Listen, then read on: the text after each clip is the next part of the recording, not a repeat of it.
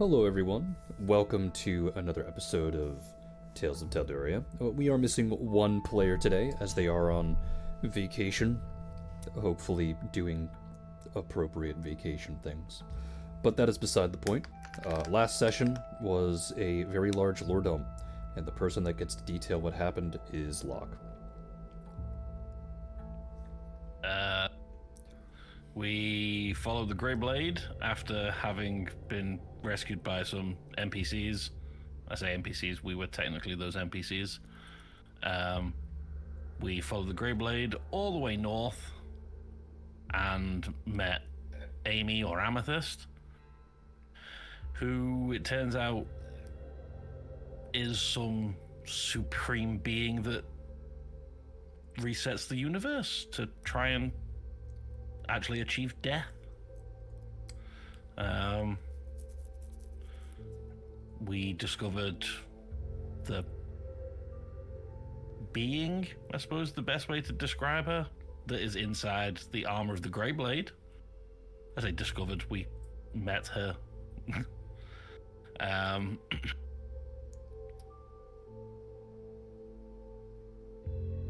Yeah, but I'll be honest, it's another one of those sessions where sort of everything happened, but nothing happened.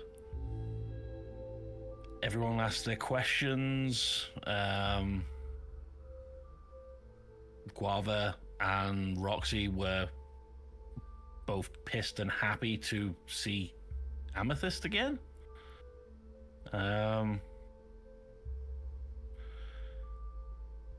It appears that Amethyst is in fact the big bad guy. But there's not a whole lot we can really do about it because we can't kill him. I mean, that is his goal, so... It is, but like right now, it's like, you know, this isn't Snake Eater. We can't kill the end, you know, by a sneaky sniper shot early on and never have to do the boss fight. What a fucking reference. There's no way out of this, you know. Oh, that's the thing. We discovered we have 2 years, about 2 years before the window is closed and he resets the universe again. So yeah, we know that we sort of have to deal with the old gods to help cause some kind of calamity. And said calamity will then potentially allow us to kill him and stop the calamity. But that's all well ahead in the future. We were made aware that there is a dragon shrine nearby. We are hanging out while we have pregnant people deliver babies. You know, we're chilling, really. You know, who cares that the world will end in 2 years? That's 2 years away. Is there anything that anyone would like to add?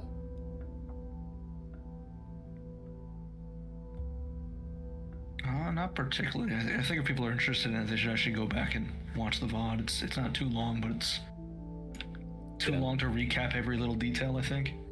It's not too long, it's just dense. Yeah. Just like me, for real, for real. What's that supposed to mean? He's saying he's a cube of lead. I see. Tungsten cube.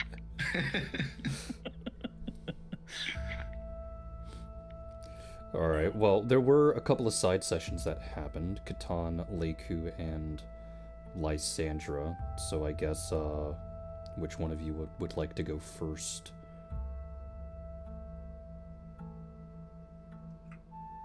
I'll go first, since Catan and Leiku are still muted right now. Are they? Yeah. Oh. Yeah. So I'll go first, and hopefully she'll be ready by the time I get finished. So, because I wasn't here last time, I got to do a biggie side session, and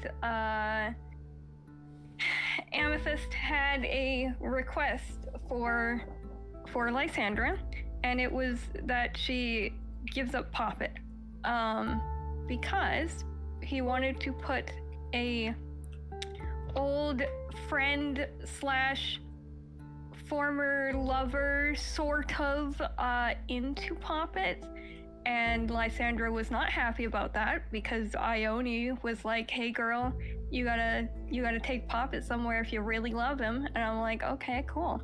But it turns out that the old friend former lover was Ione's first female champion, and Amethyst thinks that Ione wanted her back for some odd reason, because gotta be honest, her name is Joan, and she's a fucking treat. She's a treat. So Lysandra said yes on 2 conditions. 1, the Grey Blade, it comes with us in the future. And 2, Joan also comes with us in the future. Apparently Amethyst already discussed about the Grey Blade Avalon with Catan, so that was already in the cards, and he said yes to Joan as long as Joan agrees to it at that point, you know. Joan did agree. We fixed up Poppet, took him apart, and then put him back together once Joan's little weird brain jar was inside. Lysandra got brain freeze from being educated on how electricity works, so that was wonderful. And then Lysandra prayed really nicely to Ione, and Joan was made into a very lifelike android through, I don't know, Ione's praying mechanism. So we have Joan now. I don't know how much that's gonna be worth it to us, because again, she's a treat. But we do have Joan, and Lysandra went on a date with Amethyst. It went well. Yippee, thumbs up.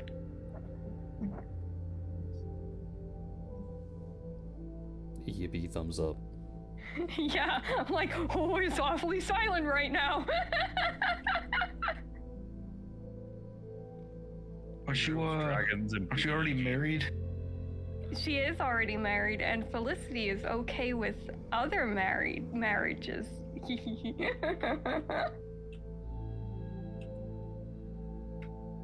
And Amethyst, huh? I knew at least one person was gonna judge my Lys's good decisions. Yeah, Oh. I think we're all thinking it, we're just not all Good saying decision. Okay. Yeah, no, it's a really good decision, guys. It's a really good decision. In Lysandra's defense, she doesn't think he's evil. She just thinks he's really fucking sad. And he is. He's really fucking sad. it. Oh no, Lysandra Oh, has the the two- I can fix him. The two are mutually exclusive. Well, either she fixes him or he dies. It's fine. Look. Lysandra is a little bit naive, but Lysandra thinks that this is a good idea, and she likes him anyways. Speaking of side quests, did you ever find the owner of that flute? No, because we haven't been back to the area where I would be looking for it. Okay. Yeah, don't worry, I know where to go. It's just we haven't gone anywhere near there. So where do you need to go? Katma's village. I don't know the name of it. I just know that if there is a large area of people worshiping Katmez, that's where I need to go. Are you talking about Ironstead, where the Bardic College is? I don't know. Maybe. All I know That's such is confidence. that I know where it is. Such confidence. it probably belongs to nobility, and nobility that worships Katmez. So wherever nobility is that worships Katmez, I need to go there. Right? So Okay. you're probably talking about the Bardic College. Probably. But guys like this to me? My side session. I was just asking I'm 'cause that was- romancing the big bad evil guy. Okay, Yeah. focus on that. That flew I was just asking because that was important to Rosin. Oh, that was yeah, it. no, That hasn't that's gotten where we brought need to up go. since. That is where we need to go, though. Bardic College.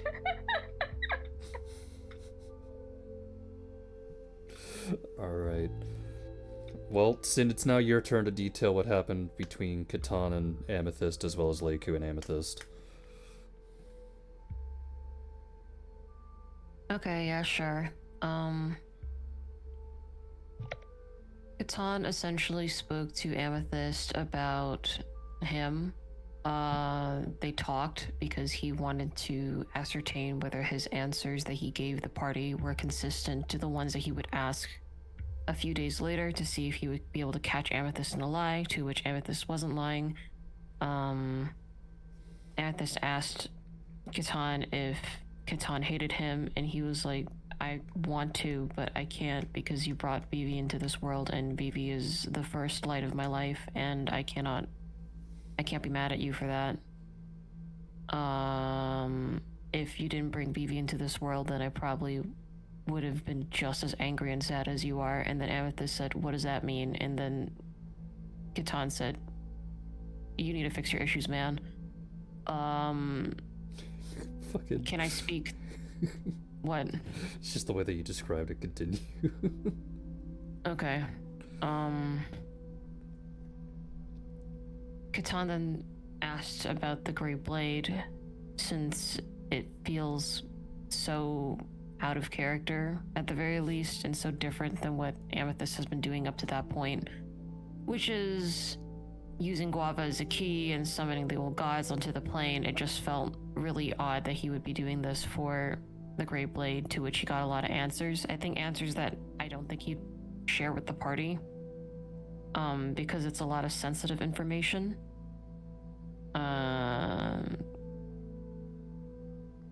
Amethyst then asked Catan if he would be so kind as to take the Great Blade with the rest of the party on adventures, because he doesn't want the Great Blade to be left with nobody. Should everything succeed and he's able to die, then the Great Blade would be without anybody. And Amethyst doesn't want that. And then Catan said, sure. It's up to her if she wants to come along with us, though. And then he spoke to the Great Blade, to which a couple of things happened. He and the Great Blade spoke at length, into which he thanked the Great Blade for taking care of Vivi and Daisy, his two precious children. And they talked a little bit.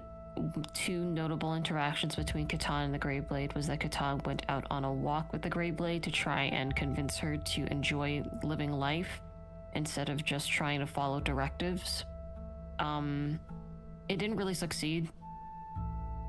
She learned that she didn't really like the snow, and Catan's like, okay, well, now you know something about yourself. The next thing was cooking, because Catan wanted her to learn how to cook and sustain herself, since when Amethyst does go, and if he's able to go, she would need to sustain herself and eat. During the process of him teaching Avalon how to cook, he said that it smells like the food smells really good and that he's getting kind of hungry, to which that was one of her trigger words, and she started just cooking out of necessity, to which he feels really bad for. But they made food, and that's nice. Catan then approached Leiku for some assistance so that Leiku could make some clothes for Avalon so that she would be comfortable. And would not have to wear the armor around, because he's pretty certain that if she were to be wearing the armor of the Grey Blade, everyone would just kill her without questions asked, and everybody in the party would be deemed enemies of the state, whatever the fuck that means. So Leiku has made some new clothes for Avalon to be comfortable in. It's like a It's like a sundress with a hat. And Leiku complimented Avalon, and Avalon felt really funny about it because whenever the gold man did so, it was for a transactional purpose, one that I will not say on Twitch. Catan and Leiku then reassured that compliments will happen. It's not like they can really control what other people say about Avalon, and Avalon is pretty. So just know that it's not a transactional thing. You don't need to do anything just because somebody complimented you. Avalon's trying to deal with that right now. That's all with Catan. For Leiku sat down and spoke with Amethyst about Alice. Amethyst obviously wants to see Alice. Leiku doesn't really mind. However, she wants to ensure that Amethyst is of sound mind when he visits Alice, because she would be a bad mother if she let an unstable, depressed man near her daughter and all of a sudden he dies, and then said daughter has to learn that her mother was part of the reason why said depressed, sad man is dead. And that would cause a lot of problems. To which Leiku then posed a deal to which she will only ever let Amethyst see and hang out with Alice before he goes if he's able to make amends with Guava and Roxy. Because in Leiku's head, if he's able to talk reason and explain himself and apologize properly to Guava and Roxy, it would be much easier to do so for a much younger child, since children tend to be a lot more forgiving and a lot more understanding than most people think of children. And Amethyst was very reluctant. He tried every single method in the book to try and get Leiku off of his tail and to stop with trying to better himself, and Leiku just kind of grabbed him by the neck and said no. Eventually he caved. Leiku then approached Guava and Roxy, convinced them to sit down with Amethyst in the same vicinity. Amethyst thought that Guava and Roxy would hate him and despise him in every meaning of the word, but Leiku knows that they don't. They just kind of hated that he didn't talk to them in all that time since he knew that they were around. Blah blah blah. They spoke. Heartfelt things happened. Guava hugged Amethyst and forgave him. Roxy beat the shit out of him, which is to be expected of Roxy. Amethyst was just afraid that should he tell everything in its entirety and in its truth, that he would get too attached and do what he did to Joan, which was break the laws of reality and make them as immortal as he is, and it would kind of defeat the purpose and it would be awful, and he didn't want to do that. To which he didn't do that, and Leiku congratulated him, and then Leiku said, stop hating yourself and feeling like a piece of shit. Nobody here actually hates you. You just hate yourself, and you're projecting that by thinking that other people are hating you. And he said, haha, stop saying that. And Leiku's like, haha, no. Please don't die trying to push everybody away from you.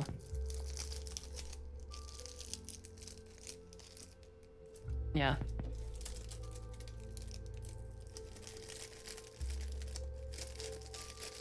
Haha. Hee hee. Yippee! Is that pretty much everything? Yeah. Alright. Okay. Back to what you were doing before, I guess. Oh, I forgot to mention something about my side session. Uh-huh. And it would be important. Joan knows I guess what the we'll never- paradox is. Joan said that Amethyst can't tell us, but she can. So I guess we just ask her about that at some point. That's all. Smiles. I thought that was important. Baby smiles!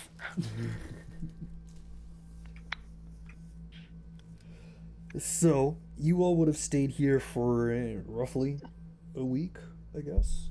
Oh, I should probably start the proper music now. Is everyone ready to start the proper music? Uh-huh. Alright, as per usual, on go. So, 3, 2, 1, go.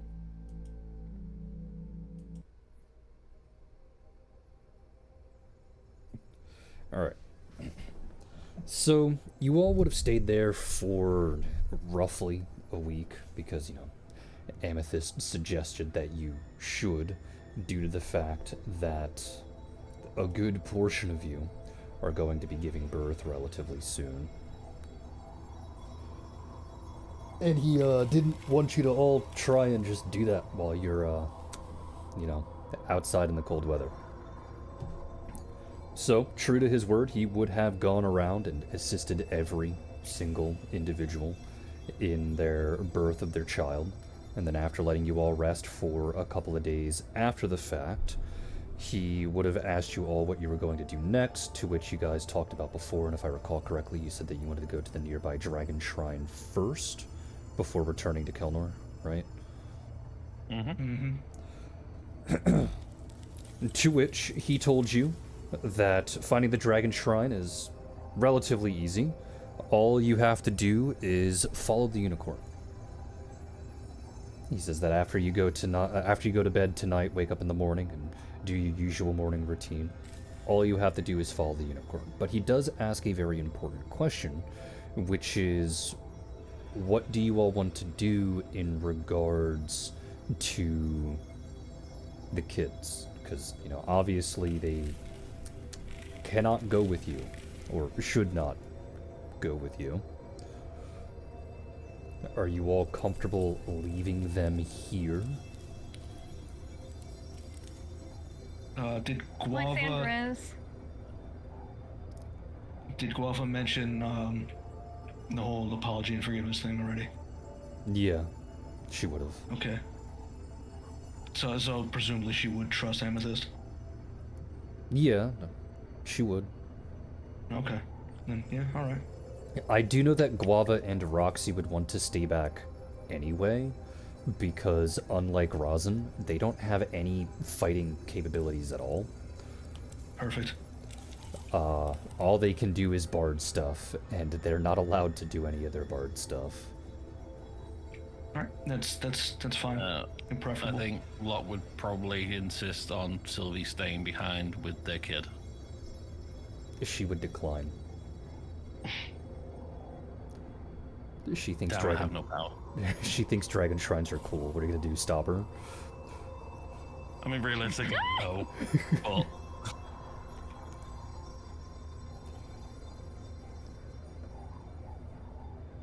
besides, a little rat drider baby is probably fine in Amethyst's hands. If Guava and Roxy trust him, despite the fact that they are staying back anyway, she'll trust him as well. Especially considering, I'm sure Liz would just be like, oh yeah, here you go. Yeah, Liz just tosses both of her babies right at him and goes, okay, bye. Goodbye. Not literally toss. Don't take that seriously. Alright, she Gronk spikes both of her children. Volleyball, there you go. Avalon would also not be going with you. Simply because she is at that crossroads that Catan explained before, where she is no longer allowed to wear her old armor, but she doesn't feel comfortable doing any form of combat unless she is in armor. So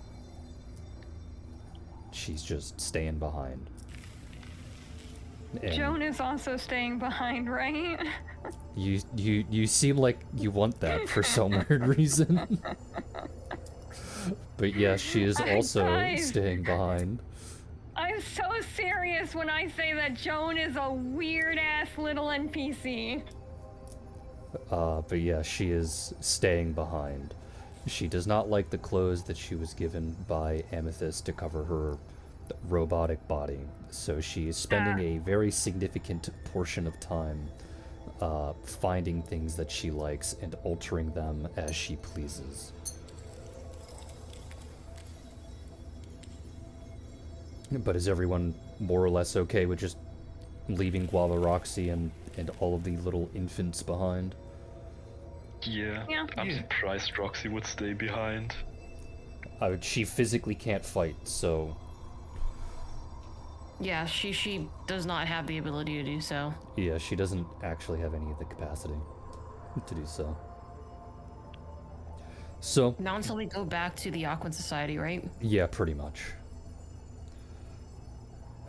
So, you all agree to that. You then spend the night and you wake up the next day. All the kids are more or less accounted for and everything else. And as you leave the house, you are met by the glorious, beautiful, magnificent unicorn. Okay, what's the shitty arc gonna be? And by What's the scope? glorious, beautiful, and magnificent, I mean you find Amethyst outside with a crappy paper horn on his head, wearing a pink tutu, and he goes, so I tried to get the unicorn to like lead you to where it is, because it knows and everything else, but it kicked me in the chest, and then it died. Did you get the horn? I mean, that's what you ate for breakfast. It was unicorn meat. The So, horn? yeah, I got the Where's the horn. horn? I want the horn. Why do you want the horn? It's a good souvenir. Yeah, My sure. captain had a unicorn horn. I won one. Sure, My I'll friend was give just it. staring at Roz and like, what? Sure, I'll give it to you when you guys get back. It shouldn't take you too long anyway. Thank you. Oh, wait, hold on. I forgot. And then he strikes a pose where he cycles his hands in front of him the way that horses do, and he goes, nay. Why did you have to do this? Because I said that you get to follow the unicorn, and I am the unicorn. Nay. Alright. Just, can we go? You don't seem particularly impressed by my unicorn antics. I'm not. He'll just go, fine. And then he'll walk, leading the group northwards of the cabin. To which the walk itself is probably only about an hour. Before you see another massive castle in the distance. He'll motion for the rest of the group to walk ahead, and he goes, there you go. It's over there. Just, mind the bugs. Thanks for the heads up. Mm-hmm. Lysandra loves bugs. It's gonna be fine. He'll look over at Lysandra, and then just shrug, okay, and then start to walk away. Locke mixes up bug spray. What did you say? Locke mixes up bug spray. Locke mixes up bug spray. Sylvie slowly turns and looks at Locke. Oh no. It's okay. It's okay. It won't affect you. I made it special. Sure.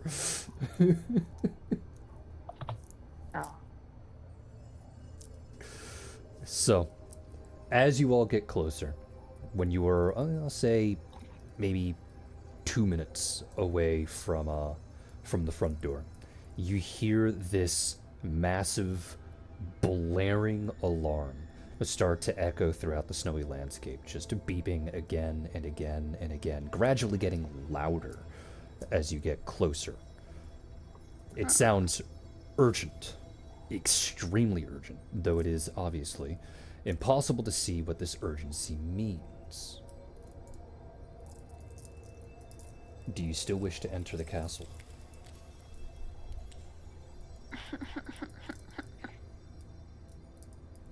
So the alarm is not coming from the same direction Don't we kind of as the have castle. to anyway? Yeah, it's not like there's a lot of choice if we want to do the shrine.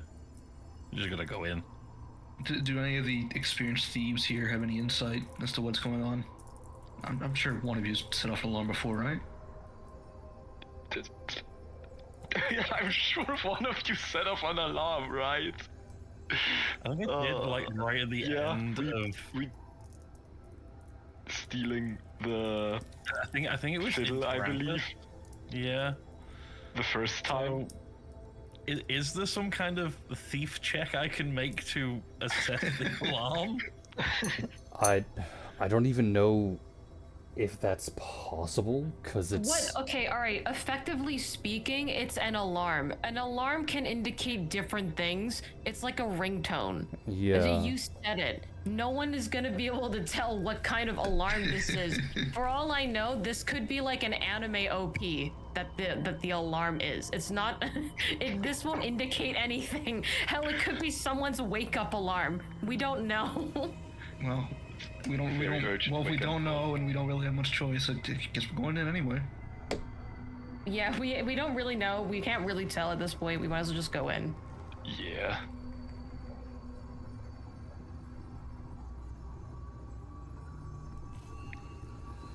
All right, so let me just change over the map. So, you walk through the front door of the castle, and you find that there is a construct of some sort, I don't know, I think 60-ish feet north of you, surrounded by these massive fuck-ass wasps. Constantly attacking it, stabbing it over and over with their imposing stingers.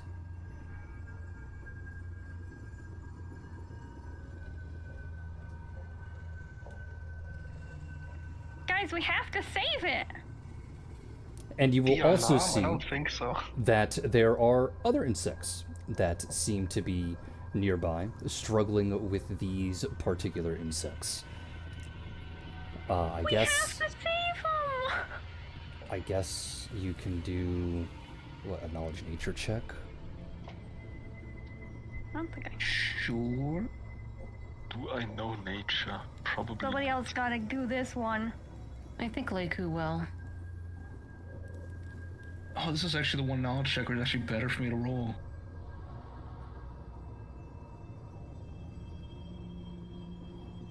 Oh. Thank you, computer.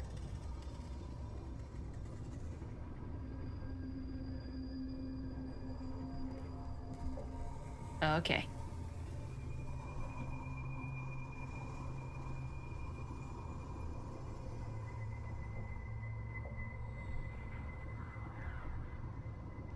Oh look, matching fours.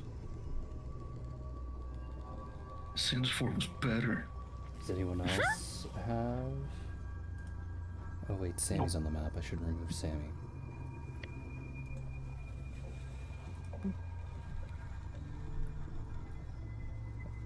So Sammy's also sticking back then to care for the kids. Yeah, I guess Yeah. that's the best way we should describe it. But let's see. 53. Look now feels happier about leaving his kid behind. I guess. Alright, so Locke, since you rolled a 53, you can tell that the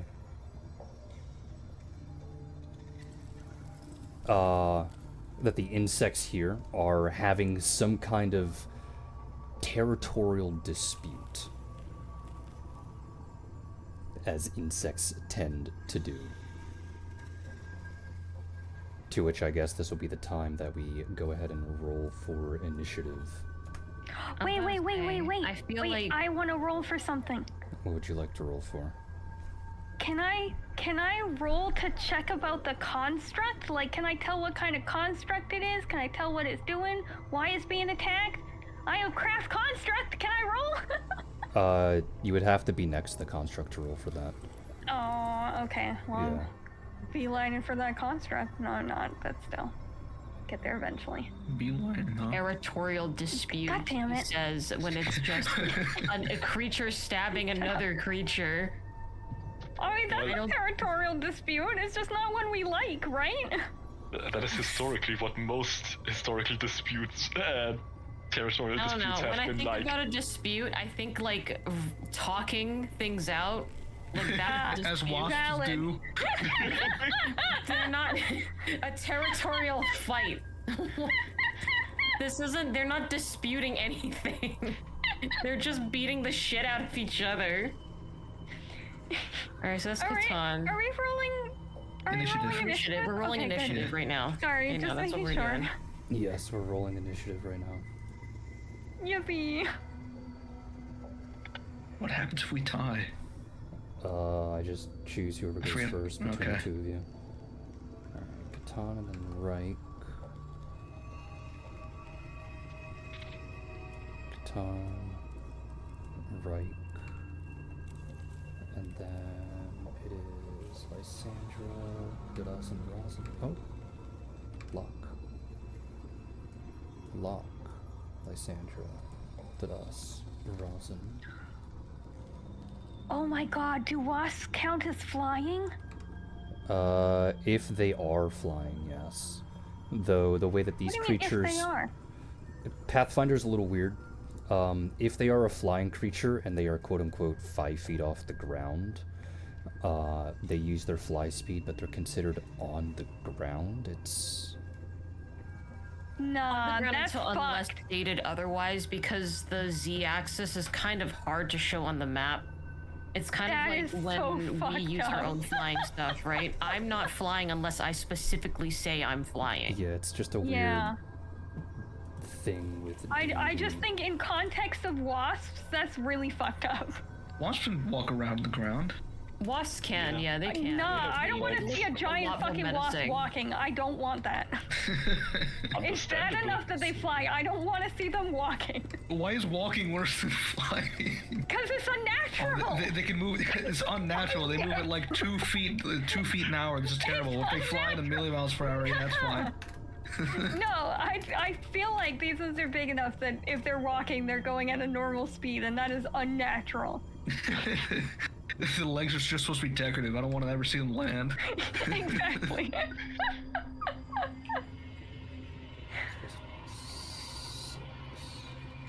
See, that's my thing, Damon. You think a flying bug is scarier than a walking one? Did you roll 3 10s in a row? I think That is so, ridiculous. That is insane. D20 plus 6 and 1. Yeah, so 5% of 5% of 5%. There we go. What? The odds for rolling 3 of the same number in a row, it's 5% of 5% of 5%.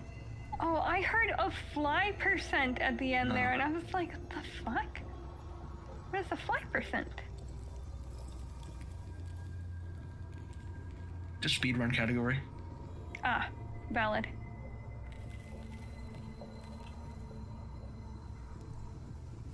Alright, I think I got all the shit that I need now. Yes, Yeah, yes you I have do. a lot, so like, we're in no rush. I know.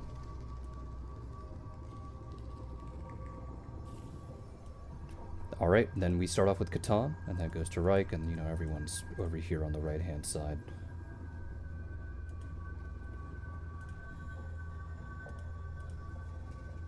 Of course, it starts off with me, even though I want to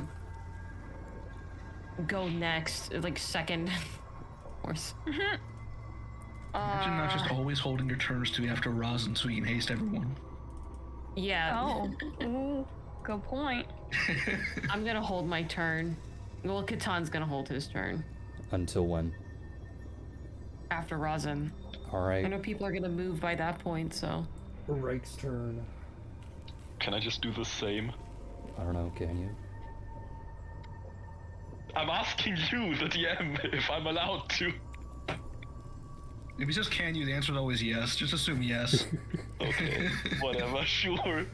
I will do the same. Fuck you. Okay. Locke, what are you gonna do? Locke will also hold his turn till after Rosin. I mean, I could just use haste for us now, but then I get to do my attacks if we were wrong. So Good point. Jesus. All right. Well, let's see.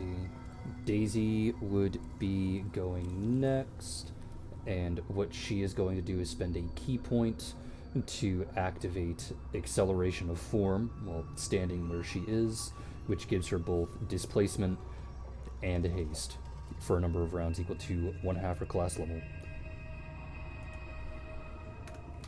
Nice. She did Good get job, the memo. Daisy. Alright, Lysandra's turn. I am holding my turn until after Rosin. We're very creative today. Very Yeah. creative today. Wow. Supreme amount of creativeness. I mentioned an actual winning strategy.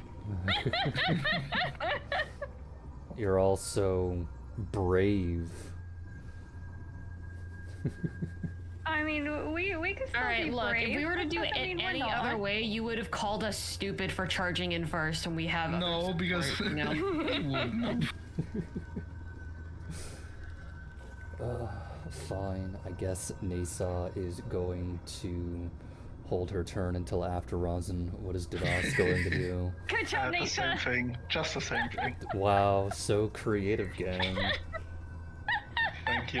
Rosin, what are you going to do? May I move to be just north of Rosin's gonna hold Lysandra? his turn. Okay. Hold my turn after Rosin goes. So Alright, right and here. now I should be able to cast haste at M1. Yeah, So- pretty much, yeah. So then we go to Catan again. Lives Now the up. battle actually starts. All right. Now that Catan has been hasted, if I were to move to like the top, the upper space next to 5, would I be considered flanking with 2? You mean here? Yeah. Yeah, you would. I think you have speed, so that's what, 30? I have 100 feet of movement. Christ. When did your base land speed become 100? It. Oh, that was only with a spell. Fuck, hold on. I wrote it down wrong on my sheet. 50 feet of movement. Okay. Well, actually, my fly speed is 60. Do I need 60? Hold on. Put me back. I want to calculate the. This is the 45 step. anyway, so it doesn't really Oh, matter. okay. All right. It doesn't really fucking matter, does it? Because you Okay, can flank whichever spot you want, I guess. Cool. Yeah, Catan will flank with number 2, and he's gonna go into a rage, and then, because that was only 1 move action, that's a full round attack string for him. Correct. There you go. Let me. How many attacks does he have? 1, 2, 3, 4, 5, 6 attacks. I'm just gonna put the highest number there. Oh, and he's raging, so therefore that number actually increases. To this. Oh, that's 1, 2, 3 crits.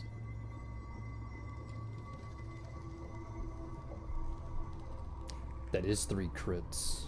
Let's see. Let me double check their AC. That goes to that. So everything hits except for the 2. Except for the 2. So Okay, 1, that's 2, important. 'Cause 3, 4, 5 hit, to which it's the first, the second, the fourth, fifth, and sixth. But I don't okay, so think 1. you need to roll for damage. I like big number. Okay. Thank you. Well, while she's rolling for a big number, Raik, what would you like to do? I want to go to the west of 7, Let's and see. for that I will spend 1 key point, so that I have both 25, my actions left. 30. Just 1. So this would be 40. Yeah, I'm spending 1 key point to increase my land speed by 20. Okay. But this is where you're trying to go, right? Yes. Alright. This movement... Oh, let's see. This would be 30. Can you would your speed allow for 45? Because otherwise it will provoke an attack of My opportunity. speed would be 50. Okay, just making sure. Because since these are large creatures, they have reach, technically. Yep. And then I will just breath weapon twice, the line between 7 and 8. How long's your line? At 1 billion feet. Wait, let me check. 120 feet. 120 feet, which would be this straight line. Okay, so it wouldn't hit anything else, unfortunately, so it would just be those two, to which I need to do a reflex save for both of them, and that is a 14 for them, to which, what is the DC that they gotta pass? 30. Wow, they both failed. Nice. And it's 2. So, go ahead. Oh, I did do 2. What do you... Oh, you're doing 2. Right. Yeah. Alright, so go ahead and roll the damages separately, because one of them did pass the second one at least. So that is 1. And that is 2. Okay. Ta-da! Fucking... Jesus Christ. I like big number. And then, let's see. How many hits was it? It's 5, right? Oh, for me? Yeah. Yeah, okay. So they have perished. Yay! This is wild my turn. Boop. Alright. And then I gotta Good do job. Good job. calculation for number 7, who failed twice, to which that damage is 65 and 76, which puts them there.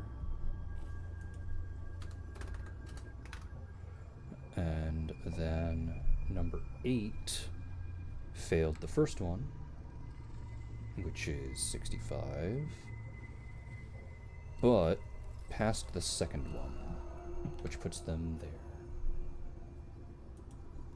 What level is everyone? 23. Alright, Locks, your turn. I'm going to do something that Locke has not been able to do with the entire campaign, and actually use a full round attack action. Because now there is a point in him doing it, because he can make all 3 attacks. Nice. What are you attacking with, and who are you attacking? I'm going to attack 7, and it's 3 pistol shots because of the What's your range again? bandolier that With the allows him pistols? to 50. 10, 20, Is it range of 30, 50? 40. Okay, with a range of 50. Well, how haste works is that it gives you an extra standard. A full round action eats up your move and standard. So technically you have a move standard, so a full round action eats up full... The second, you said about I can reload 2 guns with a single, with a standard action. So my intent is to shoot this, then reload at the end with the final action. Didn't you get the bandolier that just reloads it for you? I can reload 1 gun once as an immediate action, or as a free action. Okay, but do you, okay, so you're... Okay, now I get it. Wouldn't that be 4 then? Because you can fire all 3 and reload one of them immediately. Yeah, but I would have to, I have no way of switching out between the 3 pistols that I have. You don't have quick draw? No. Okay. So realistically, I probably could have sold another pistol, but I didn't, so it's all good. Alrighty. Well, go ahead and do your 3 attack rolls. Just combine them, obviously. 3d20 plus the highest roll. Am I combining them? Because each of them, because of my thing, because of combat inspiration, Yeah, I have inspiration. You have to roll those separately. Understandable. Okay. Oh. That's 10. Yep. Nope. Oh, that's me being an idiot. I almost did the wrong bonus for let's see, what is Daisy's speed? 30 feet. Okay. 10, 20, 30. Which is a movement, and then she can take a 5-foot step. 45 is the lowest of the 3 attacks. Well, remember, your attack roll goes down by 5 because you're doing a full round attack. Yeah. Oh, yeah, the last one, sorry, will be a 40. All 3 would hit. You can go ahead and roll damage. And then there's that, and then she gets to do a full round attack.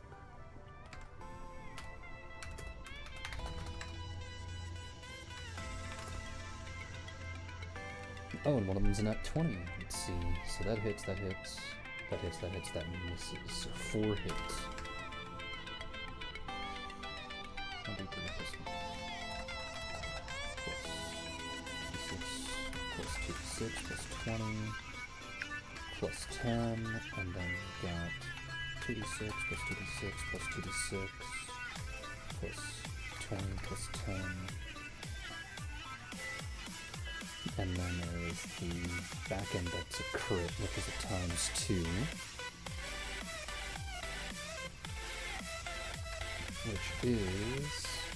I didn't... 12, I forgot to say about 20... study combat, never mind.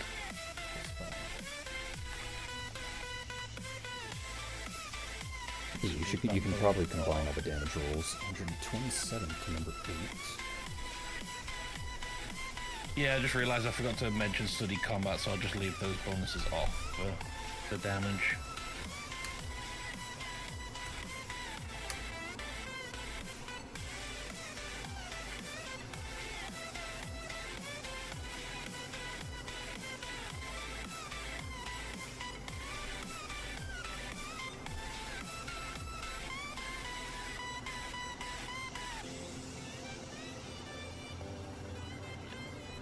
Okay. 77 damage for 3 hits. Yeah. It is still standing, Wouldn't be if it but wasn't they are an both idiot. severely bloodied. Lysandra's turn.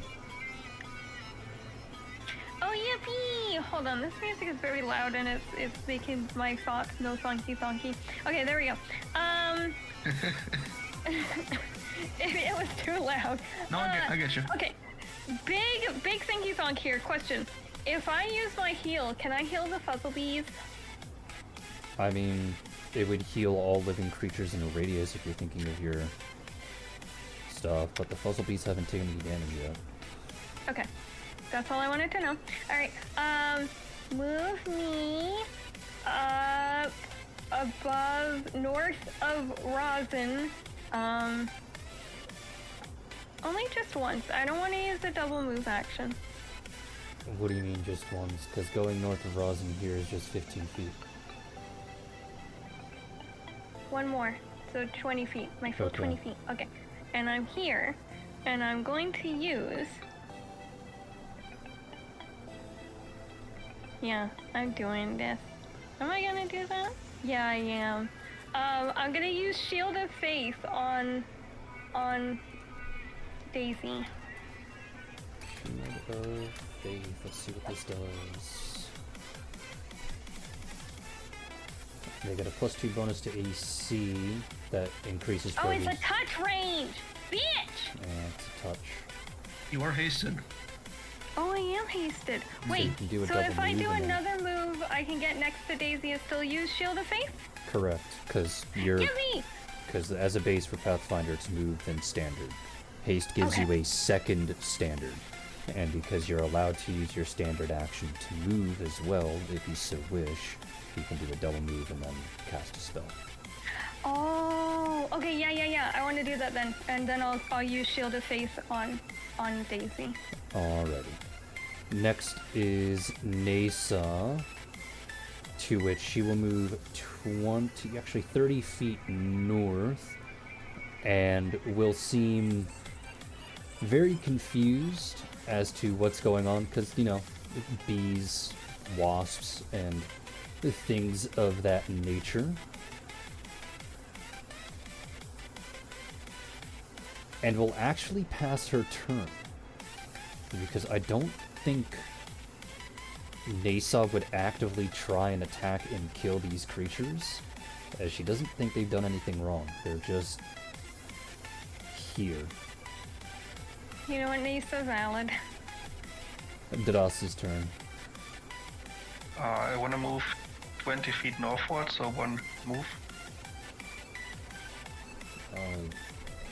I guess that's kind of as far as you can go since Vivi's in the way. Yeah.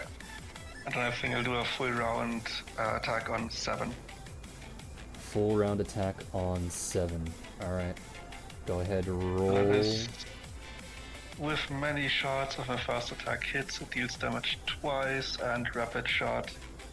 So I get an extra attack at highest BAB. Alright. Go ahead and roll the appropriate rolls. Vivi's going to move up and also do her attack string against number 8. Oh, that's 60, 20. Did she get 2 crits? Oh yeah, there's 2 crits. Which means I don't actually have to roll damage. Let's see how many you landed.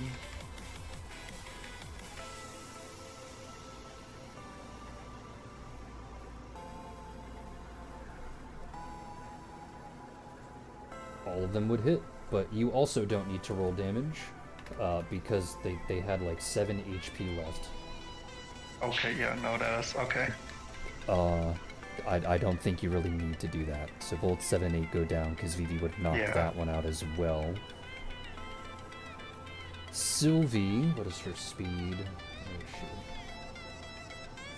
40, so she'll go 15, 20, 30, 40, to which she will mark these guys off, to which she will, oh, wrong tab. Let's see, what spell should she cast?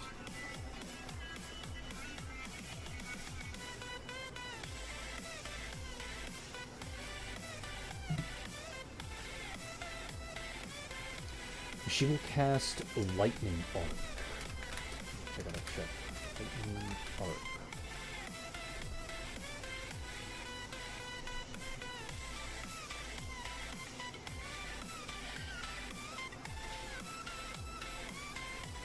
Okay, so it's 2 reflex saves. Actually, she's gonna cast this twice, and she has the ability to do so. Oh, that is the wrong sheet that I need. 14. So 29 is the only one's got a nat 1. Let's see, so this spell is a 5th level spell, so it's base of 15 plus the casting modifier.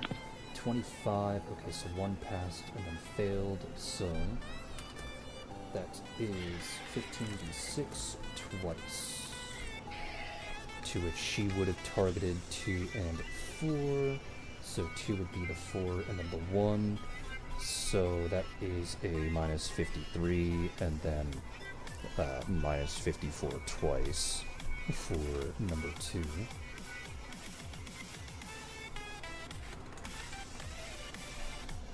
Shane, I have a question. Yes. Now, remember I'm using the mind affecting spells, right? Correct. Okay, good to know. And then this one is that minus 54. Okay.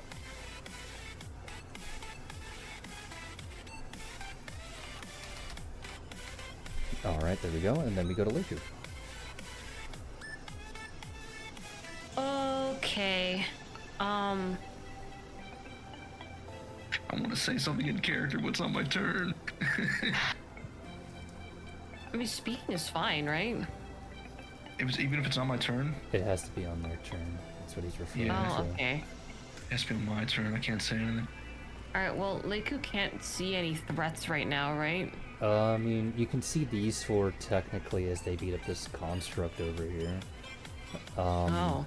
I guess it's arguable that you can see this one, because it's like a waist-high wall to make sure you don't fall in. It's not like it's a massive rampart. Oh, it's or waist-high? anything. Yeah. And that's Okay, assuming okay. you consider anything over there a threat to begin with.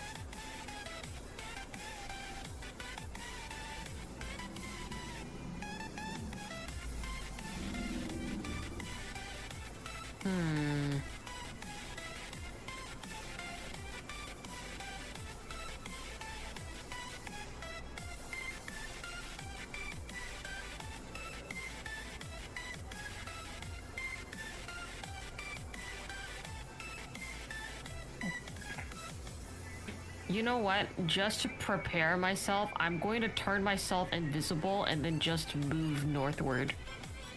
Where would you like to place yourself? I only have 30 feet of movement, so... Well, you are under haste, so... Yeah, I guess that's fair. You know what? Put me... bottom right of VB. Bottom right of VB, let's see. So if you move 15, Sure. 15, and then cast invisibility, 10... Yeah, if you move here, it should be fine. Yeah. Okay, I'm just gonna prepare myself, that's all. Alrighty, and then we go to Zamanu, who has a fly speed of 200 feet, so, she's just gonna move here. Oh, okay. I don't think I really need to count spaces when someone has 200 feet of movement.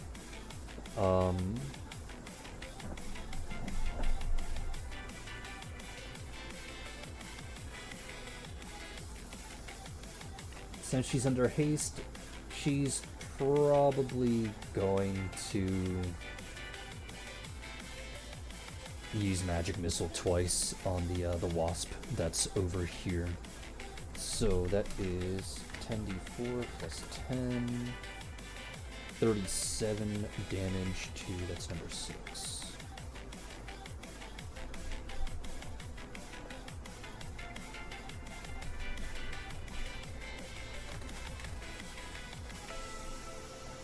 Alright, and then we get to the funny Fuzzlebees, who are going to fly around to flank number 6 over here, to which all 4 of them are going to make an attack roll. So that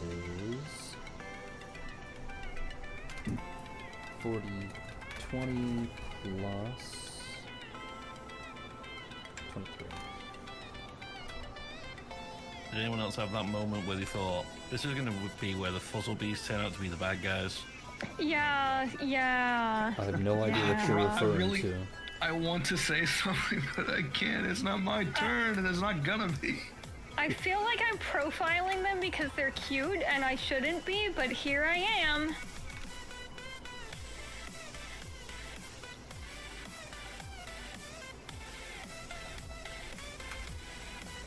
Let's see, minus times 3, so it's that.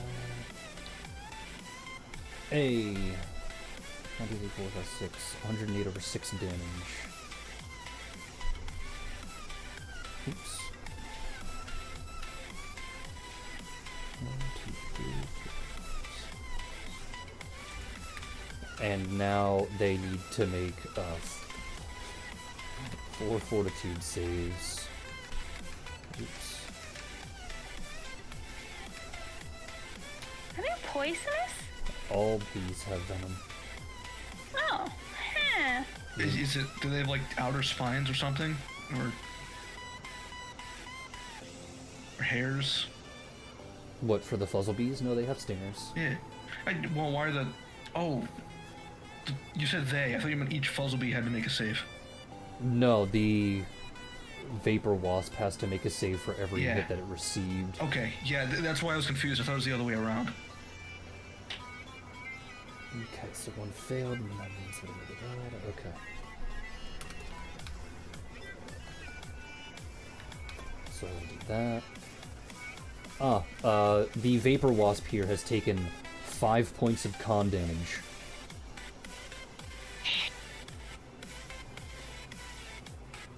Cool. To which that 100 HP down. I hope we don't have to fight these. So there we go. That goes to that. I am obligated to tell you that an enemy may or may not have 69 HP. Nice. Haha, nice! Then we get to these four, which they are doing a full round attack, to which 4, 8, 12, 16 d20, since they're doing a full round attack. To which they have a 22 to hit. To which there's that. And since the thing is helpless, as long as they don't nat 1, they succeed, and all of them do land. So that's 32d plus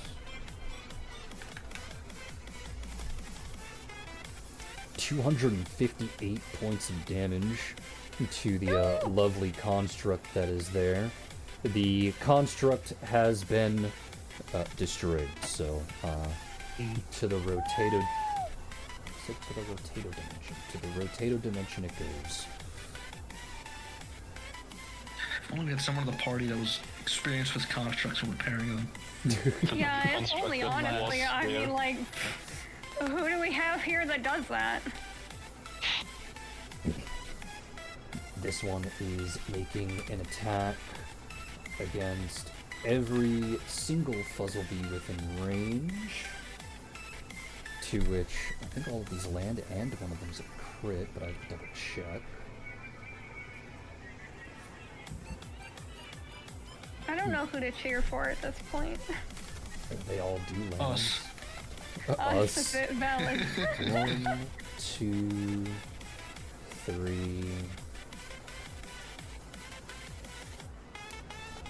And then the last one's a crit, so 4. Okay, so they're doing more or less okay. And then it goes back to the group.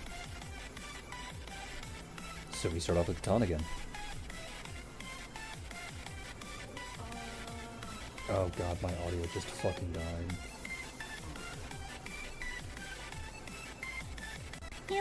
It's gonna be one of those days, it seems. Don't know why. Continue.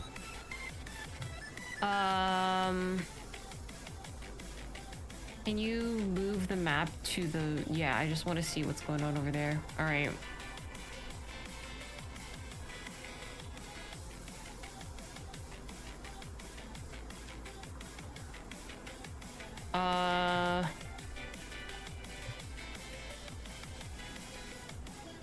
Catan is going to hold his turn, but turn to Vivi and then point at Wasp number 6 and go, "We're beating that up." And she'll go, yeah. Reg's turn. He's holding his turn until after Vivi goes. I I'll make that presume. clear. Yeah. Yeah. Can you pan up a bit more north? Basically, I just want to go up north, so I have a diagonal line for breath weapon between 4 and 2. So I think that's Here. 4 squares? Yeah. And then 2 breath weapons, once again. alrighty. So 2d20 plus their saves, I think, is a 14. Yes. 1 and 2. Alright, Okay. go ahead and roll them 1 separately. and 2. And that is, oh fuck. There we go. 4 and 2, so 4 passed and failed. Passed the second one is what it passed, okay.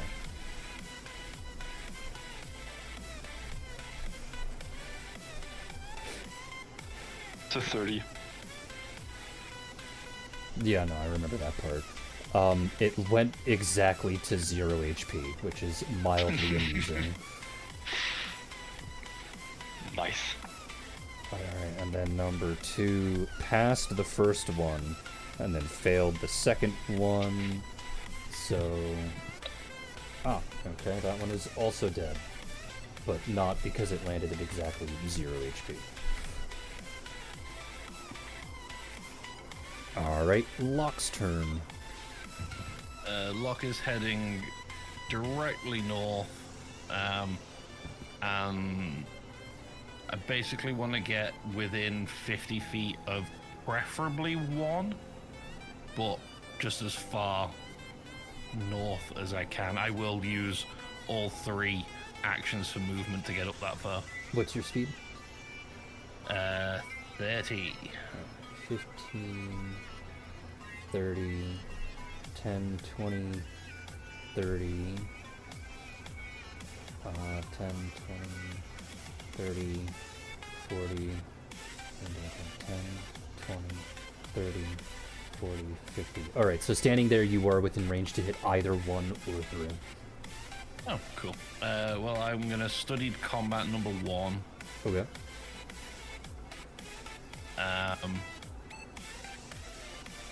I just have the 1 action left, don't I? Yeah, single standard.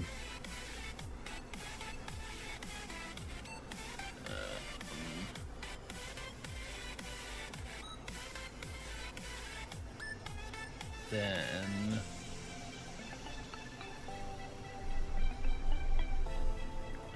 I'm just going to take one shot at number 1 then.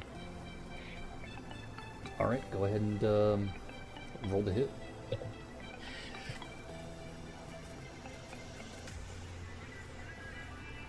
I get all the buffs this time because I'm not an idiot.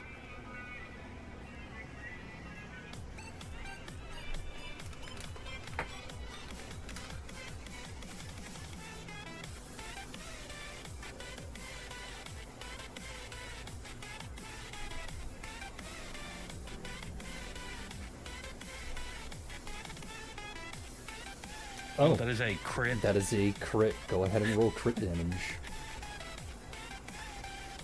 Okay, so that's my crit is ×2, so that's maximum potential at the end, right? It depends. Is it a ×2, ×3, or ×4? ×2. Then yes, you add the maximum potential at the very end. So Okay. if your damage is 2d10 plus 15, then your maximum potential damage in that instance would be 45. So you get to add 45. Okay. Let's see, so that is 5, 10 plus 8. Aw, damn. They succeeded. But that's okay, she has 2 casts, so she can go again. Oh, they passed even better than before.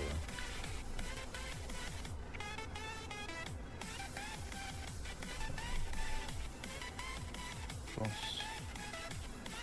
So that's 36, 52, 52.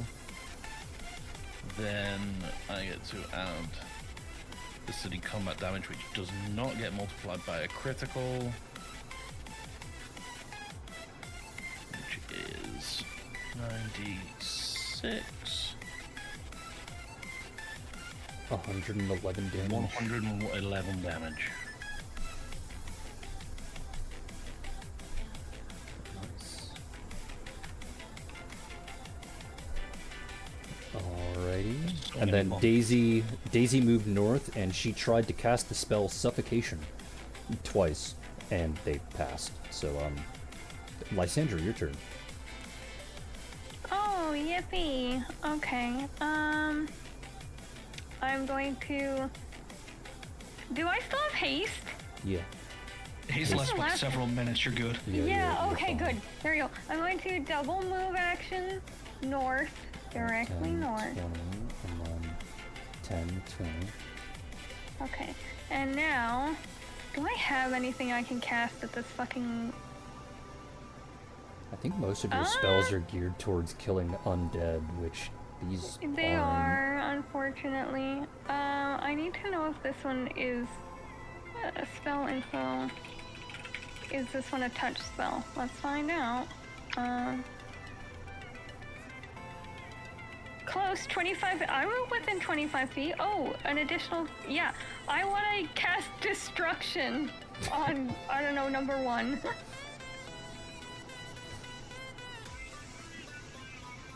Okay, so it does 10 points of damage per caster level unless they succeed in a fortitude save.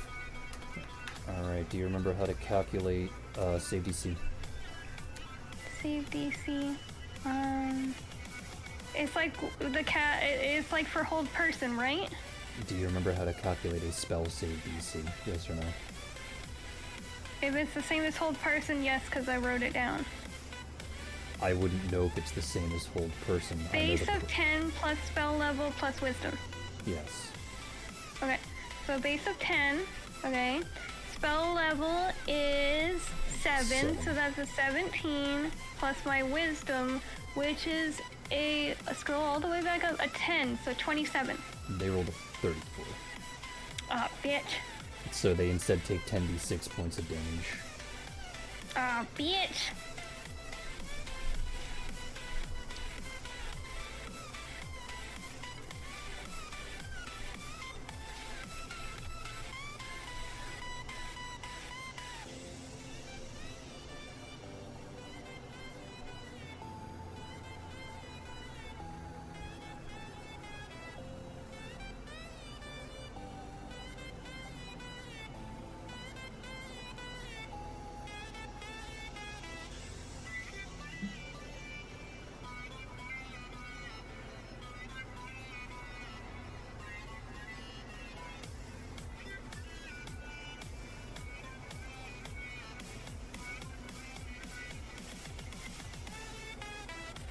I just got back. What happened? Lysander attempted to cast a spell. They passed the save, so I'm just waiting for the damage roll. Okay.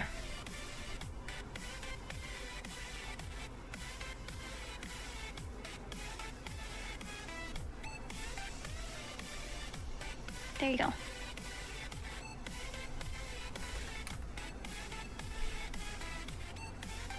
Alright, and then Nasa, who's just, again, going to walk 30 feet north and then pass her turn as she doesn't feel like she needs to do anything here. Didas. Can I reach number 3 with my 110 feet range? 10 feet, 10, 20, 30, 40, 50, 60, 70, 80, 90, 110. Yeah, you can hit both 1 and 3 as well as 6. Okay, I guess I just do a full round attack into 3 to kill it. Well, let's see. 3 hasn't taken any damage yet. 1 is currently bloodied, and 6 is also bloodied. I guess I should. No, I shoot 3 Alright. with the full round attack, with everything, many shot, rapid shot, and then the extra attack from the second standard. Alrighty. So go ahead and roll the, it's what, 5 attacks for you? Yep. Alright, roll the hit. While that's going on, Rosin, what would you like to do? Okay, well, after seeing Mesa not attack anything, Rosin's going to remember something, and he's going to just think out loud. Around collected plants like this, right? Deadly plants. We might be killing specimens. Any response from anyone? No? Okay. The specimens are being Lysander just mean. goes, ooh! Estimates are being mean. The specimens didn't attack us. Maybe we should try to just separate them before we piss off a dragon. Too late for that, I guess. I believe. I believe. How many actions did that whole Again. spiel consume, Shane? A single movement, Okay. and all 5 of your attacks landed us. Oh, damn. Okay. Oh, no. What would Rosin be doing after that? Let me just check the range of a spell.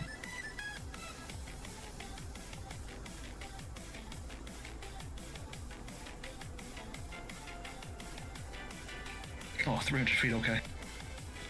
Rosin is going to... can I look north? Has 3 died? Oh, I don't know the damage yet. Probably not. Give me a second. I will need to know the answer to that question.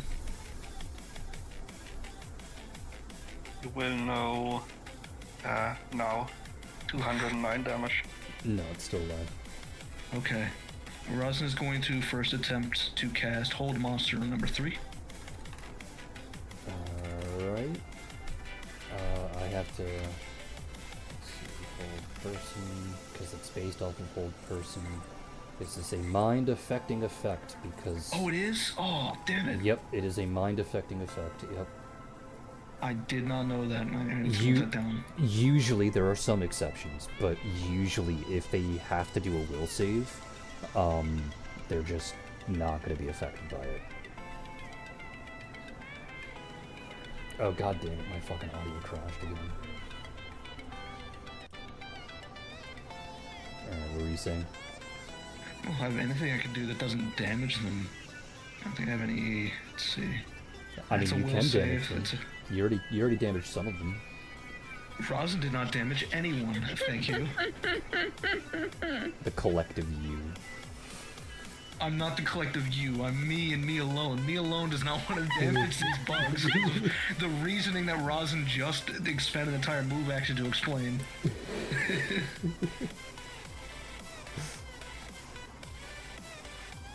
Oh, that's actually bad, because I don't know how...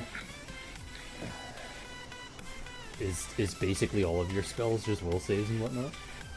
Most of them are. That's kind of the nature of being a spellcaster, a bard. I guess that's fair, yeah. Because a lot of that is changing the emotions of people and shit. Because there was another one here called Cloak of Dreams. Like, oh yeah, I'll just make them all fall asleep. No, it's mind affecting.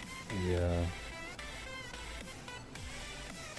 Most of my spells are support spells. Oh, actually, that gives me an idea. Give me one moment. Let's see. Maybe I have A Cloak of Dreams in your allies, got it. Cloak of Dreams does not discriminate, unfortunately. If I do cast it, an ally does get close. Sorry. I mean, that Good would night. stop us from murdering them. That actually is true. No, don't do it! Just run around and make everyone fall asleep.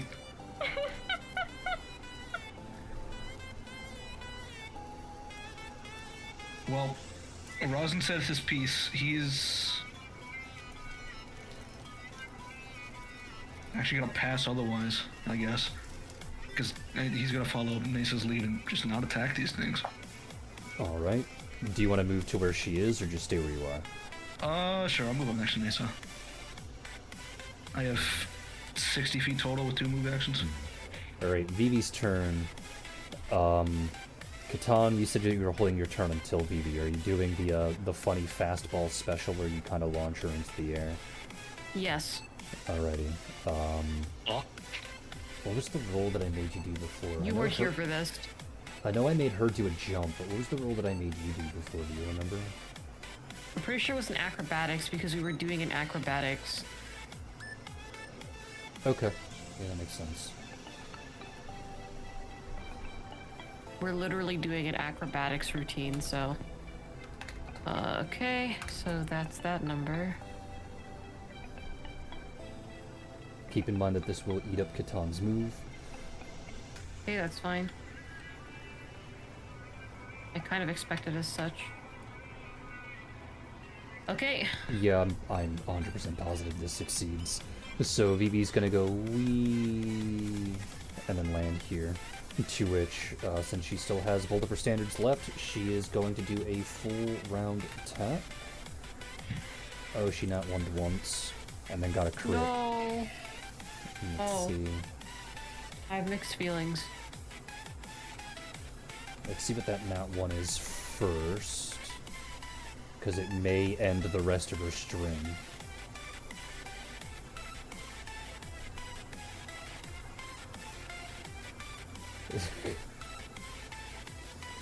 Entangled in their gear. Alright, so it's literally a singular hit from Vivi before her turn just ends. That's rough. 1d8 plus 17. Okay. 19 damage against Vapor Loss number 6.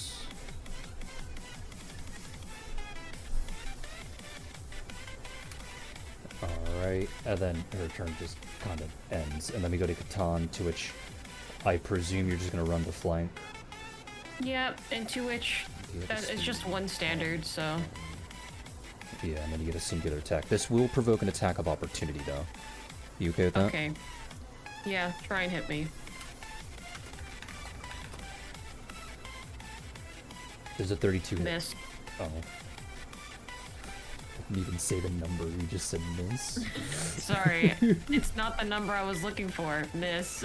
These are not the numbers you were looking for, she says, waving her hand. Yawn. Right. Roll to hit. Roll to hit. That's my hit. Do I hit or a miss? That's a hit. And you're technically flanking, so go ahead and add sneak attack damage to it, and then we go Yay. to Sylvie. Oh, I didn't add sneak attack damage to my first one. That's okay. Sylvie's gonna move there, and then once again cast her 2 spells. Oops. Where the frick is my sneak attack? I think it... Yeah, where should it be? Where is it? The fuck? Maybe Why it's is in it the gone? middle. Oh, there it is. Oh, wow. Okay, it's put in a very nondescript place. Okay. I might have to move it so it's a little more Reorganize. visible. Yeah. But there you go. Let's see, so they passed twice, 15. So they failed the first time, passed the second time. So that's that, and then we look at 1 and 3 to see. Okay, so 1 and 3 both die. From Sylvie just blasting them with electricity. And Wasp number 6 also dies as Catan 1 punches it. Oh. Well, To which, once the wasps are gone, because it does goes to the Fuzzlebees next, the Fuzzlebees will pratter about, spinning back and forth, looking at the individuals that are nearby, and then, Wait, Leiku can understand them. can she? I'm pretty sure she... Hold on. I thought it was plants. I thought it was a lot I of thought it was things. animals. These aren't animals, these are vermin. Oh, I guess that counts. Hold on. Let me at least read this so I can see what this is. Does handle animal stuff work on vermin? Or It does. That's why it's very weird, because a lot of people consider most insects or most vermin-like creatures to be animals, but I mean, Pathfinder in real says- life they are, but that's what I'm asking Pathfinder mechanics. Yeah, Pathfinder mechanics. So can she speak to vermin? I thought it was just animals and plants. Oh, I didn't write this down. I know it's part of Soul of the Fae, so I'm just gonna go take a look at it. Yeah, I'll give you a little bit to take a look at it.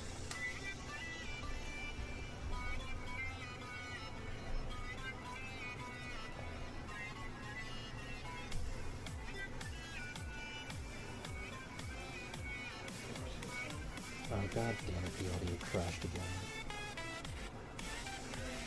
And then you two dragon folk can have fun explaining that. Oh no, yeah, it's just plants and animals. But if I transform into a vermin, I'll be able to understand vermin. Yeah, that is true. I'll turn into a rat. Rat is not a vermin. Rat is a animal. What? Yeah.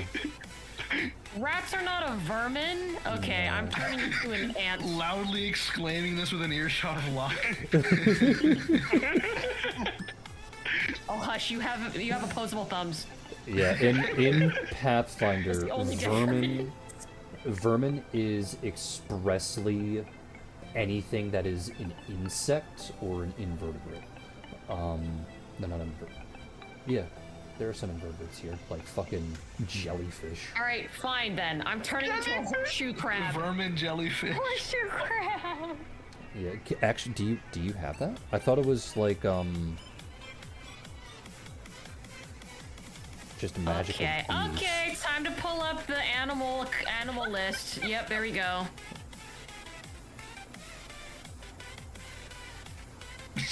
This is the part of Pathfinder I don't like, is these really niche fringe cases where you have to dig through 6 different spells to find if one thing works. Yeah.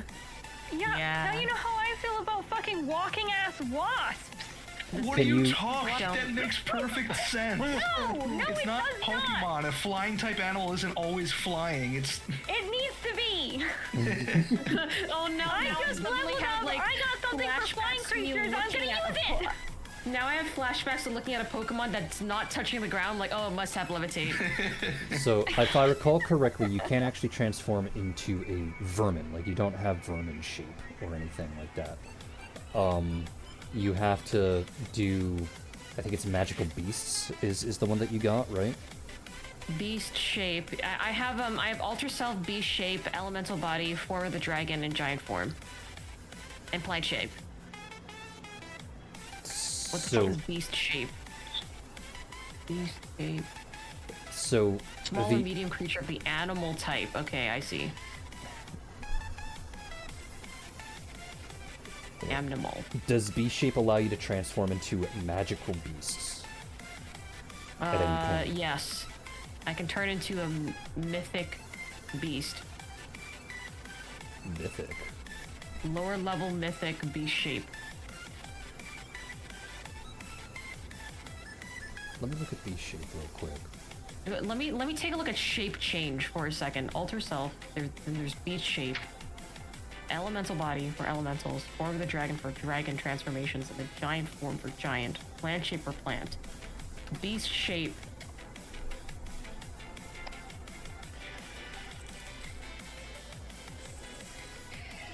It says I can Animal get type. traits. Magical beast. There you go. There's magical beast. Animal type. It also allows you to transform of a creature of the magic beast type, and then magic beast type. Where'd you get mythic from? Sorry, that Oh, was at you're- the bottom. That was my bad. Okay. Magical beast is within my beast shape. Okay. So since it says magical beast, just as long as it is magical beast as a type of some kind, you can transform into it. To which, because of how the spell functions, you can transform into things that you at least acquire the DNA of. Meaning if you spend some time, scalping the wasps that you just killed, you can turn into the wasps. I don't want to turn to the wasp brown. Because the Vapor Wasp is a magical beast despite being a vermin. What about the cute one? Well, you'd have to get their DNA. Get some of their little hairs. Be like, can I have these? No, you need their blood. Sorry, specifically Oh. their blood, not just their hair. You said Are any of them DNA. bleeding? DNA in the hair. None of them are bleeding. No. God damn it, we protected them too well. why do they call vapor wasps? What's the vapor part? Oh, it's because they explode into vapor after 10 turns. Oh, that's cool. What? Jesus Christ! I just didn't do it here because They went down in two. It has not been 10 turns. they went down in 2. Yeah. So their corpses don't explode, though. Oh no, they do. Oh. You didn't specify that part. Well, we didn't know it in didn't know this character. Information. One, I was just curious because Cry. they didn't seem too vaporous. Well, they didn't really get a chance to do much of anything. find a good image. I was just curious. That's all. That's all that happened. About these Would Vicks Laker vapor be able wasps. to know that the vapor wasp can communicate with the fuzzle bees? What was your question? I was laughing. Yeah, I could tell. Would Leiku be able to know that the wasps can, in fact, communicate with these guys? I think Leiku would probably just inherently know that most vermin can communicate with each other with the way that they wiggle around. Okay, it's just they weren't really doing much talking, is why I was asking. Well, You have antenna. I was going to say you wouldn't really know that because they're vermin.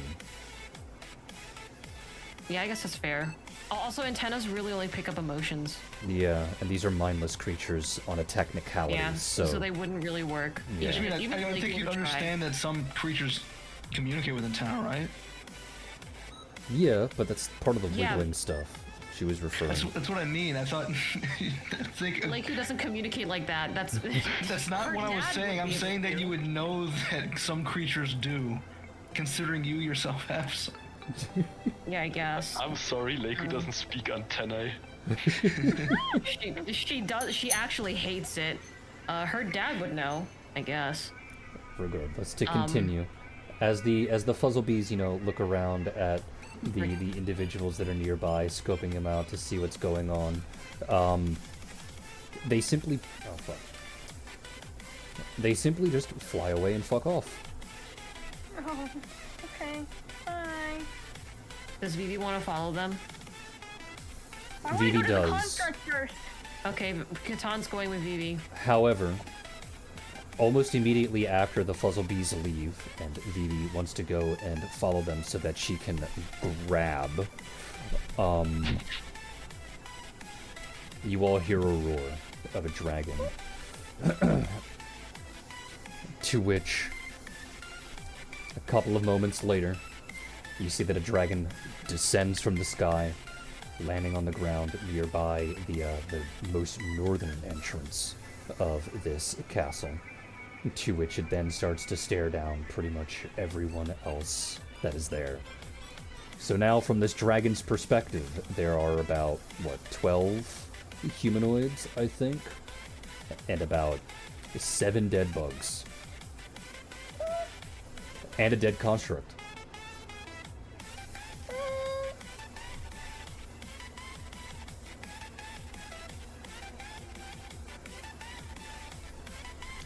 Is anyone gonna say anything at all? The bugs killed the construct, not us. If that helps. Yeah, I need the dragon over here now. Oh my god.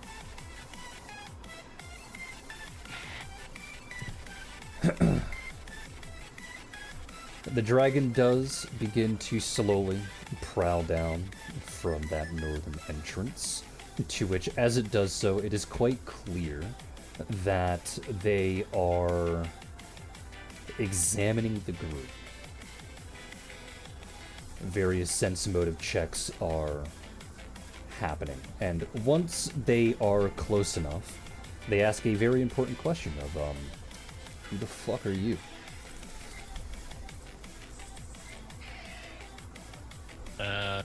Most of us, nobody. Those two, and he'll point best he can to Reich and Catan. Some dragon champions or something. And you come into my home and kill my pets. We came here and dealt with some loose, I assume, experiments. They were fighting the fuzzy ones. We thought we were helping. They were kind of killing each other. Again, I see. And the construct here, is that you're doing as well? No, that would be the wasps. I did kind of just say we didn't kill it. I can fix it, maybe?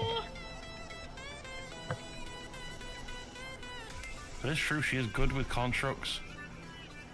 The dragon will move down to examine the construct for some time before looking back at the group. And he'll go, considering that the two of you are dragonborn, are you here for the shrine then? Yes, and yes, she we is are. too. He'll point back at Zamanu. The dragon will look over at Zamanu, and you'll watch as this silent exchange happens between the both of them, where his eyes will narrow and he'll huff before Zamanu will turn her head and shy away, much like how dogs do when there is a bigger and stronger alpha around.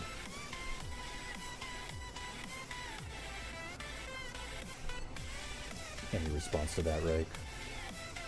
Yeah, he'll just go over to Zamanu and kind of comfort her, I guess.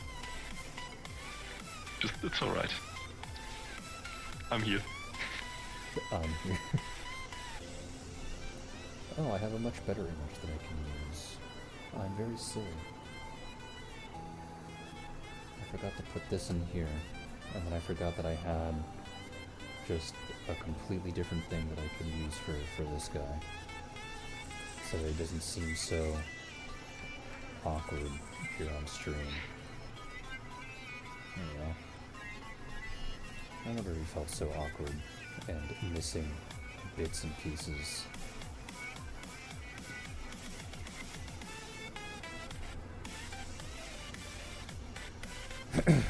To continue. He says normally, those that wish to do his shrine must survive the gauntlet, but considering that there is yet another territorial dispute between two of his specimens, he will change what his usual challenge is. Instead, he is going to allow all of you to resolve the conflict, to which he says that he will be judging you based on the actions that you do, and how many members of each species survive.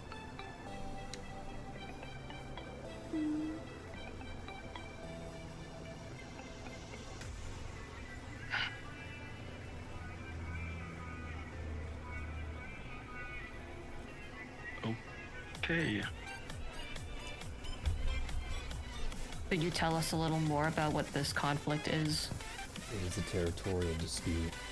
Their nests are relatively nearby each other, and he'll motion, I guess, to the map, right, and say, on that side is where the fuzzlebee nest is located, and he then motions to the left side of the map and goes, and that is where the vapor wasps are located.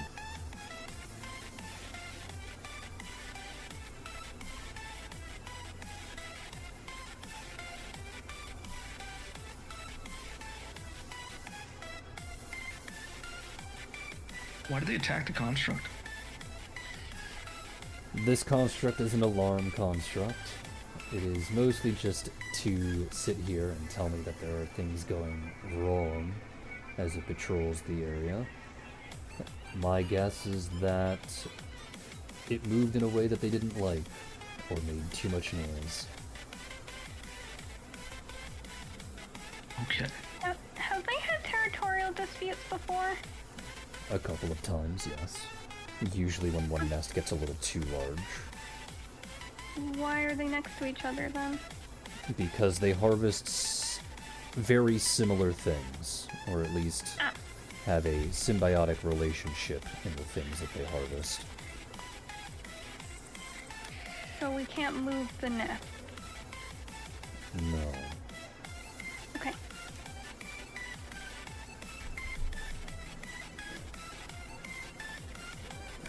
Do humans up and move another city just because two cities have a dispute with each other?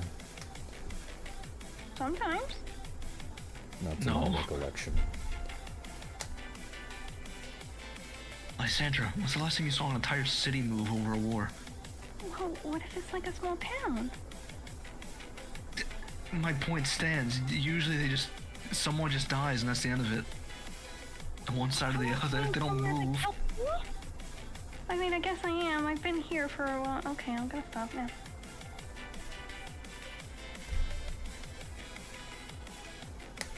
Are the fuzzlebees usually of a bit kinder disposition? Well, did either of them attack you? No, neither of them did, but the wasps did attack this construct. Then I would say, at the time being, both are probably neutral to your presence. Okay.